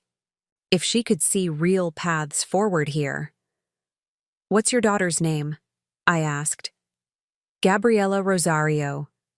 She's hoping to work her way into operations eventually. I made a mental note to look into Meridian's internal promotion practices and potential barriers for employees starting in support roles. I'd like to learn more about her experience. Would you ask her to email me directly? I'm gathering input from employees at all levels about their career aspirations and obstacles. Elena's surprise gave way to cautious hope. I'll tell her. Thank you, Ms. Chen. As I left the building and slid into the waiting car, Patricia greeted me with her usual warm professionalism. Good evening, Ms. Chen. Heading to Cascadia for your dinner reservation? Yes, please, Patricia. And you can call me Eliza when it's just us. She smiled in the rearview mirror. How was your first week as the boss? Challenging, I admitted, but the good kind of challenging. Like climbing a mountain with difficult terrain, but knowing the view from the top will be worth it. Those are the best kinds of challenges, Patricia agreed, navigating through Friday evening traffic. The ones that stretch you without breaking you. Her simple wisdom reminded me of my mother, who had always found profound truth in everyday experiences. Exactly. And you find out what you're really made of in the process. We fell into comfortable conversation about the changing city around us, neighborhoods transforming, new businesses opening, longtime residents being displaced by rising costs. Patricia had lived in Seattle for 40 years and observed its evolution with clear eyes, appreciating the improvements while mourning what was lost in the process. That's the challenge with any kind of change, she observed as we approached the restaurant. How do you move forward without losing what matters from the past? No easy answers there. Her question resonated beyond city planning into my current situation at Meridian. How would I transform the company while preserving its core strengths? How would I rebuild my relationship with James while acknowledging we couldn't simply return to the past? No easy answers, I agreed. Just the commitment to keep asking the right questions. Riley was waiting at our table, her characteristic energy evident even from across the restaurant. As I approached, she stood and wrapped me in a fierce hug. There she is, the most badass CEO in Seattle. She pulled back to study my face. You look different already. More. I don't know. Powerful? Is that too cliché? I laughed, settling into my chair. Probably. But I do feel different. Like I've stepped into exactly the role I was meant for, even though I never saw it coming. Over dinner, I shared the details of my first week, the initiatives already in motion, the resistance I'd encountered, the unexpected allies emerging throughout the organization. Riley listened intently, asking perceptive questions that helped me clarify my thinking about next steps. So Victoria's been working remotely, she noted when I described the situation. Classic avoidance technique. She's figuring out her strategy. I'm giving her space, I explained. As long as her work continues, she can take the time she needs to adjust to the new reality. Riley raised an eyebrow. Very magnanimous of you. I'd have been tempted to call her in for daily updates just to watch her squirm. That would be petty and counterproductive, I pointed out. This isn't about getting even with Victoria. It's about transforming Meridian. And you're not even a little bit enjoying the ironic justice of it all? Riley pressed, her expression skeptical. Come on, Eliza. After years of her condescension, you're now literally in a position to approve or reject her proposals, evaluate her performance, determine her compensation. I considered the question honestly. There was a moment of satisfaction when I revealed the truth at the baby shower, I admitted. But that was about correcting a false narrative, not about power over Victoria. The CEO position isn't about our personal history. It's about the impact I can create at Meridian and beyond.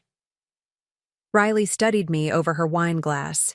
You've really transcended the whole situation, haven't you? I'm still over here enjoying the dramatic comeuppance, and you're already focused on the bigger picture. The bigger picture is what matters, I said simply. Victoria's attitude toward me was a symptom of a much larger issue, the narrow definition of success that dominates corporate culture. My goal isn't to prove her wrong. It's to demonstrate that different approaches can create more value for everyone involved. And that, Riley said, raising her glass, is exactly why you're going to be an exceptional CEO. You see beyond the personal to the systemic. You always have. We finished dinner discussing lighter topics. Riley's latest art installation, a mutual friend's upcoming wedding, plans for a weekend hiking trip when my schedule allowed. It felt wonderfully normal amidst the seismic changes in my professional life. As we parted outside the restaurant, Riley hugged me again. I'm incredibly proud of you, not just for the fancy title, but for staying true to yourself through everything. That's the real achievement. Her words stayed with me during the drive home, a reminder that external validation, whether a prestigious position or public recognition, meant little compared to internal alignment with one's values and purpose. Saturday morning arrived with rare Seattle sunshine streaming through my apartment windows. I'd intentionally left my calendar clear until lunch with my father and James, giving myself time for reflection after the whirlwind first week. With coffee in hand, I settled onto my balcony with a notebook, jotting down observations and insights from my initial days at Meridian. Patterns were already emerging, departments that operated in silos rather than collaboration, decision-making processes that prioritized short-term metrics over long-term value creation, talented employees whose innovative thinking was constrained by rigid hierarchies. But I also saw tremendous potential, passionate people who believed in their work, technical capabilities that could be redirected toward more meaningful impact, financial resources that could support bold transformation if properly allocated. The company wasn't broken. It was simply optimized for a definition of success that had become too narrow. My job was to expand that definition while maintaining the strengths that had built Meridian's foundation. At 11:30, I changed into casual clothes for lunch with my father and James. As I drove to the modest home in Greenfield where we'd grown up, I felt a curious blend of nostalgia and forward momentum. This house represented our roots, the values and experiences that had shaped both James and me, yet we had each built lives that extended far beyond its familiar walls. My father was in the front yard as I pulled up, kneeling beside a newly planted flower bed. At 64, Robert Chen remained active and strong, his engineering mind now channeled into home improvement projects and the community garden he'd helped establish at his church.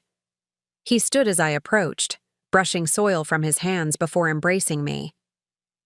"There's my CEO daughter," he said, his pride evident. "Your mother would have been amazed to see you now." The mention of my mother sent a bittersweet pang through me. She would have had something wise to say about it all, I agreed. Probably something about success being measured by impact, not titles. My father nodded, his eyes crinkling at the corners. That sounds exactly like Sarah, always focused on what truly mattered. He gestured toward the house. James called to say he's running a few minutes late, something about stopping for dessert. Inside, my stepmother Diane was preparing lunch, a simple but delicious spread of grilled chicken, roasted vegetables, and fresh bread. She greeted me with a warm hug. "I've been following the news about your appointment," she said as we set the table together. "The business journals are calling it a bold move by Meridian's board, bringing in someone with your background to lead a traditional tech company." "Bold is one way to put it," I acknowledged. "Some are less charitable in their assessment." "Those are the ones stuck in old thinking," my father interjected, washing his hands at the kitchen sink. "The world is changing. Companies need leaders who understand that profit isn't the only measure of success." "Try telling that to the shareholders," I replied wryly. "Tell them this," my father said, turning to face me. "The most valuable companies of the future will be those that create multiple forms of wealth simultaneously. Financial returns, yes, but also social capital, environmental sustainability, and human flourishing. Any company that optimizes for money alone is already obsolete. They just don't know it yet." I stared at him, surprised by the articulate expression of exactly the philosophy I'd been advocating at Meridian. "Dad, that's essentially the vision I presented to the board." He smiled, a hint of mischief in his eyes. "Where do you think you got these ideas, Eliza? Your mother and I may not have had fancy business degrees, but we understood the principle of integrated value. Why do you think I stayed at the same company for 30 years, even when better paying opportunities came along? They treated their people like human beings, supported the community, and created products that actually improved lives." Before I could respond, the doorbell rang, announcing James's arrival. He entered with a bakery box in hand and a tentative smile. "Sorry I'm late. The line at Dahlia was out the door." He set the box on the counter, revealing a coconut cream pie, my favorite since childhood. The gesture wasn't lost on me. This was James making an effort, reaching back to our shared history for connection. "You remembered," I said simply. "Some things you don't forget," he replied, his gaze holding mine for a meaningful moment before he turned to greet our father and Diane. Lunch proceeded with surprising ease, the conversation flowing naturally. Between family updates, neighborhood changes, and memories of growing up in this house, James seemed more relaxed than he had in years, laughing genuinely at our father's corny jokes and sharing stories from his own childhood that I'd almost forgotten. It wasn't until we were enjoying the pie on the back porch that the conversation turned to more complex territory. "How are things with Victoria?" my father asked, his directness tempered by genuine concern. "This can't be an easy time for your family." James set down his fork, considering his response. "It's challenging," he admitted. "Victoria feels blindsided, not just by the news itself, but by how it came out. She's used to being the one in control of situations." "And now she isn't," my father observed mildly. "That's a difficult adjustment for someone who measures their worth by their level of control." I watched James carefully, expecting him to defend Victoria as he typically would.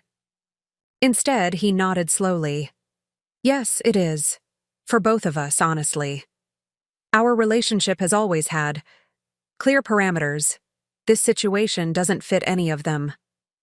My father leaned forward, his expression thoughtful.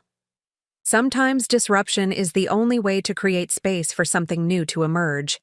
In engineering, we call it creative destruction, the necessary dismantling of existing structures to build something better."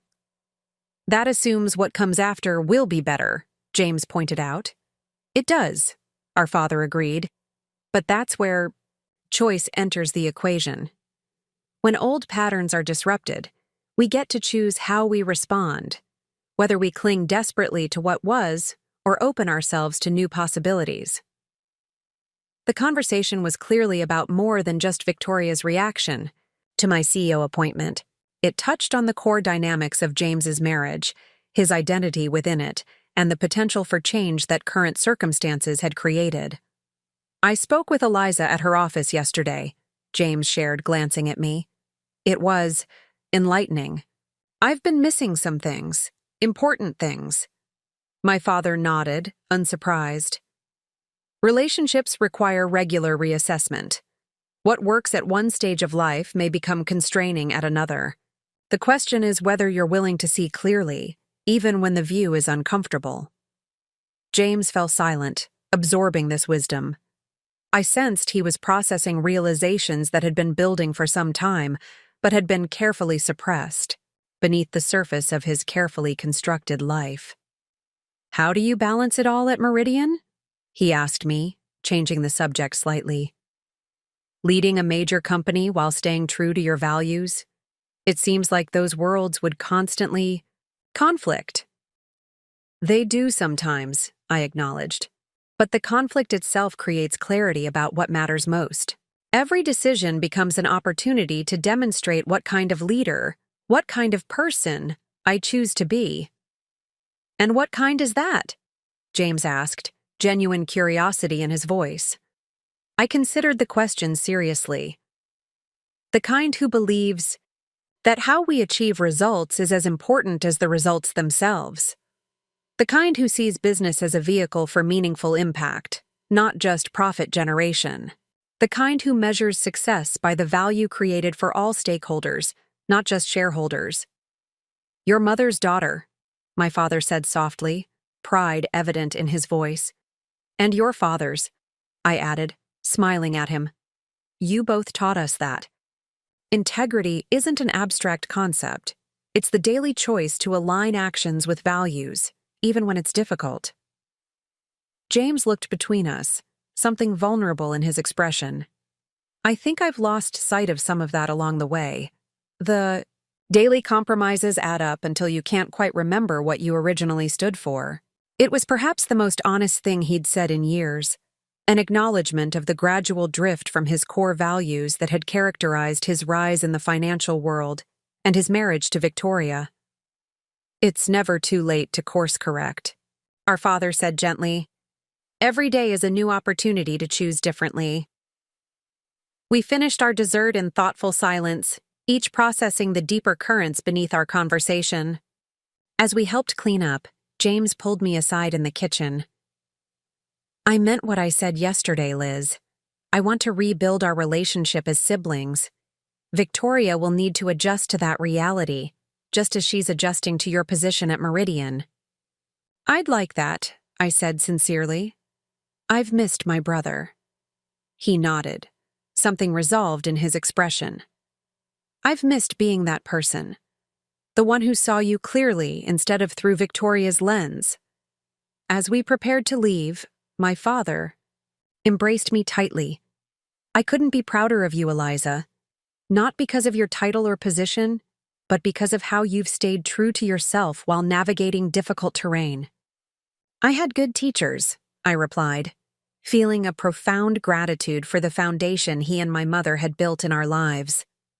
James and I walked to our cars together, the afternoon sun casting long shadows across the driveway where we'd once played basketball and learned to ride bikes.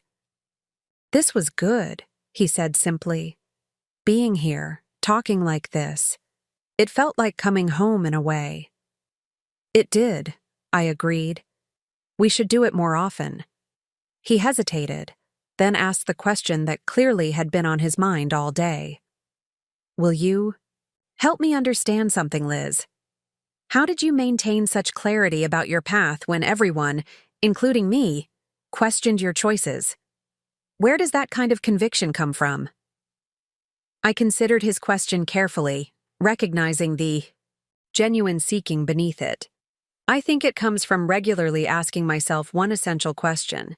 Am I becoming more or less of the person I want to be?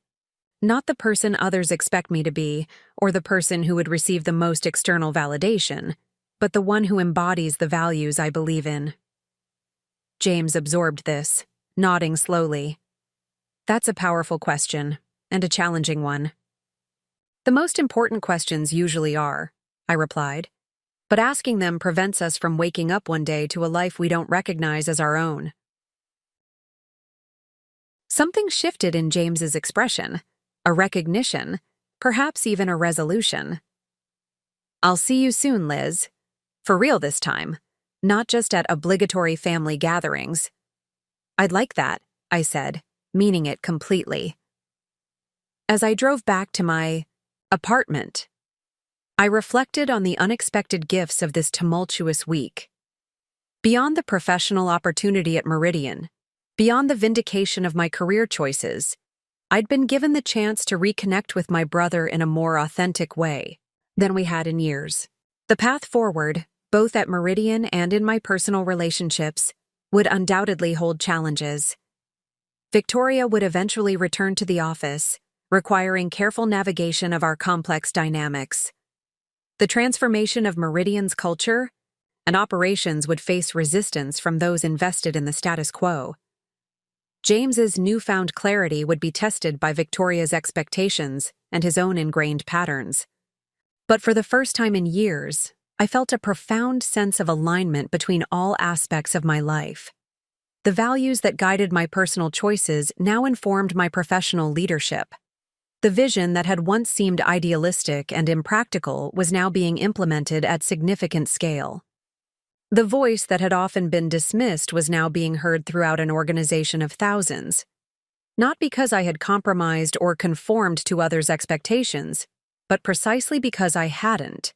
The very qualities Victoria had mocked, my different perspective, my integrated approach to value creation, my refusal to separate purpose from profit, were exactly what had positioned me to lead Meridian forward into a new era. There was a powerful lesson there for anyone who felt pressured to abandon their authentic path in favor of conventional definitions of success. Sometimes the longest way around is actually the most direct route to meaningful impact. Sometimes, what others perceive as limitations are actually unique strengths in disguise. Sometimes staying true to your values, even when it's difficult, is the surest path to becoming exactly who you're meant to be. 6 months into my role as CEO of Meridian Tech, I stood at the podium during our quarterly all-hands meeting, surveying the packed auditorium. The energy in the room felt markedly different from my first day. More engaged, more hopeful, more aligned. Not without challenges or resistance, but with a palpable sense of shared purpose that hadn't existed before.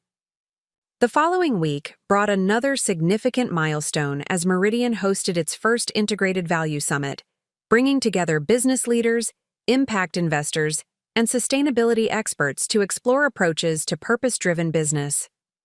Standing on stage to deliver the opening address, I felt a profound sense of alignment between my personal journey and the larger movement toward more meaningful models of success. For too long, I began, we've operated with false dichotomies, profit or purpose, business or social impact, financial returns or environmental sustainability. These either-or frameworks have constrained our thinking and limited our potential for creating multidimensional value. The audience, over 300 leaders from companies across sectors, listened intently, many nodding in recognition of challenges they faced in their own organizations. At Meridian, we've discovered that integrating these seemingly opposing priorities doesn't diminish any of them, it enhances all of them. When purpose drives strategy, when impact metrics stand alongside financial ones, when employee well-being becomes a core metric rather than a peripheral benefit, we don't just feel better about our work. We actually perform better in every dimension. As I continued, sharing concrete examples and lessons learned from Meridian's transformation journey, I noticed familiar faces in the audience. My father sat in the front row, beaming with pride. Riley was there with several of my original clients from Chen Consulting, who had become vocal advocates for our integrated approach. Even James had come, taking a rare morning away from his new family to support this milestone. Most surprisingly, Victoria stood at the back of the auditorium, her professional demeanor restored just 2 weeks after giving birth. Our eyes met, briefly as I scanned the audience, and she gave a small but deliberate nod of acknowledgement. Not effusive approval, that would never be Victoria's style, but recognition of the legitimate impact of the path I'd chosen. Following the keynote, I joined a panel discussion with other CEOs implementing purpose-driven approaches at their companies. The conversation was rich and nuanced, acknowledging both the business case for integrated value and the implementation, challenges that often derailed well-intentioned efforts. The key insight from our journey, I shared when asked about critical success factors, has been recognizing that transformation happens at multiple levels simultaneously: systems, culture, and individual mindsets. You need clear metrics and accountability structures, yes, but you also need to create space for people to connect authentically with purpose and discover their own paths to contribution. As the summit continued throughout the day, I found myself reflecting on the journey that had brought me to this moment. The coffee shop job where I'd first met Max, the corporate career I'd left to follow my own path, the years of building Chen Consulting despite Victoria's dismissal of my choices, all had prepared me in essential ways for leading Meridian's transformation. During the networking reception that evening, Sophia Patel approached me with exciting news. The measurement framework you've developed at Meridian, we're including it in our investment criteria for portfolio companies, and 3 other major impact funds are adopting similar approaches. That's tremendous, I replied, genuinely pleased by this system-level influence. The more consistent the metrics across companies and investors, the more momentum we can build toward integrated value creation.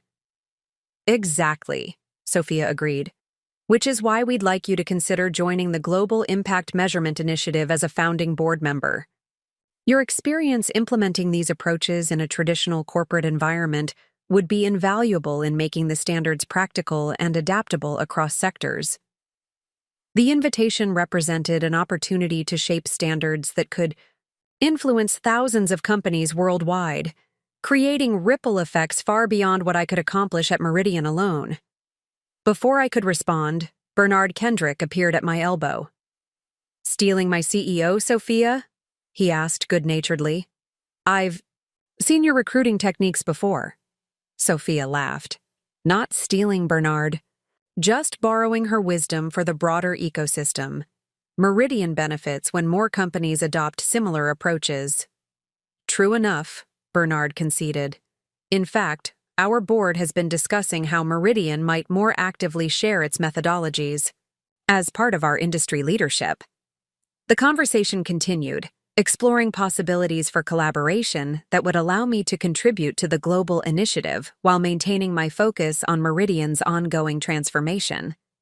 By the time I left the reception, the path forward had expanded yet again. From personal alignment to organizational transformation to system-level influence. My father waited for me near the exit, his expression quietly proud. "Your mother would have loved seeing this," he said as we walked together toward the parking area. "Not just your success, but the kind of success you've created. The ripple effects touching so many lives." "I think about her every day," I admitted, "especially her advice about living my own story instead of someone else's script." He nodded, his eyes crinkling at the corners. "The most powerful legacy isn't buildings or titles or even financial security, though those things matter. It's the values that continue to shape choices across generations." As we reached his car, he pulled a small package from his pocket. "I've been waiting for the right moment to give you this. It belonged to your mother." The velvet box contained a simple jade pendant, similar to the one I often wore, but with subtle differences in the carving. "This is Mom's." "But I thought she was buried with her jade pendant." "She had 2, my father explained. "This one was her mother's. She wanted you to have it when you found your path. I think she'd agree that moment has arrived." Tears welled in my eyes as I carefully held the pendant. feeling the connection across generations of women who had navigated their own journeys with courage and purpose. Thank you, Dad, for this and for everything you and Mom taught us about what really matters. He embraced me tightly. Just keep passing it forward, Eliza. That's how wisdom grows.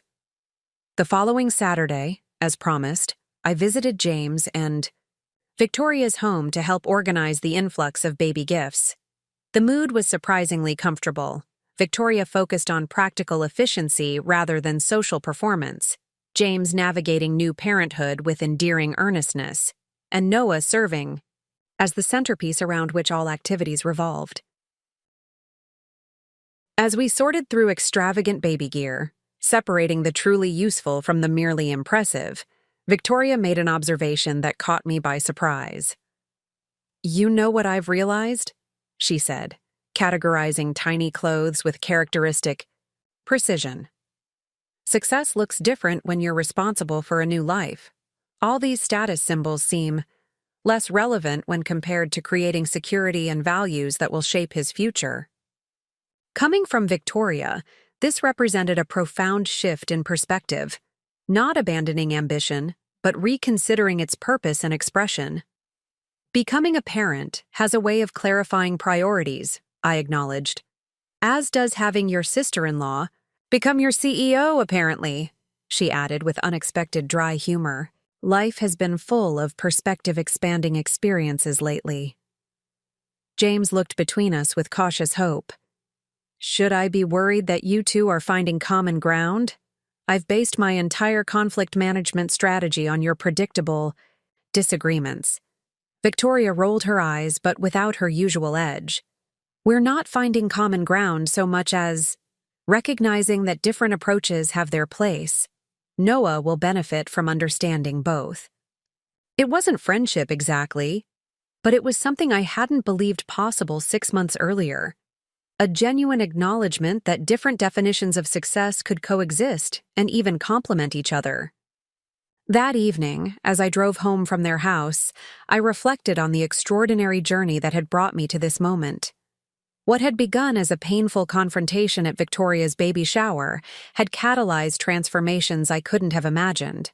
Not just my unexpected leadership role at Meridian, but deeper reconciliation with James, subtle but meaningful evolution in Victoria's perspective, and expanding opportunities to influence positive change across the business ecosystem. None of it would have happened if I'd abandoned my authentic path to pursue more conventional definitions of success. None of it would have been possible if I'd allowed others' dismissal of my choices to shake my confidence in the value I was creating. None of it would have unfolded if I hadn't been willing to stand in my truth at that pivotal moment when Victoria publicly diminished my work. The revelation that I would become her CEO had been dramatically satisfying in the moment, but the true victory wasn't in that reversal of power. It was in the validation of a fundamental truth I'd always believed but couldn't yet prove.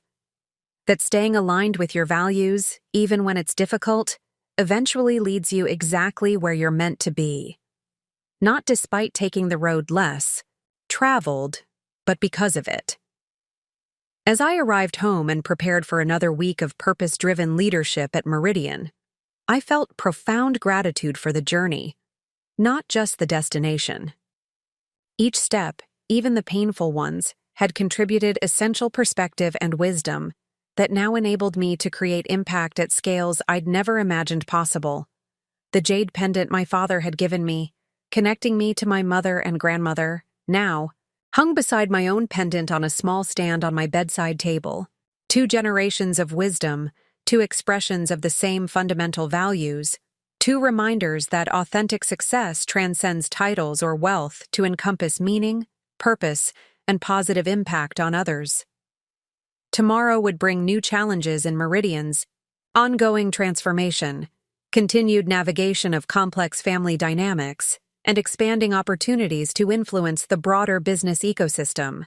But tonight, I savored the profound alignment between who I was, what I believed, and the work I was privileged to do in the world. That alignment, I now understood, was the truest measure of success, and the most powerful motivation for the Journey ahead. Up next, you've got 2 more standout stories right on your screen. If this one hit the mark, you won't want to pass these up. Just click and check them out. And don't forget to subscribe and turn on the notification bell so you don't miss any upload from us.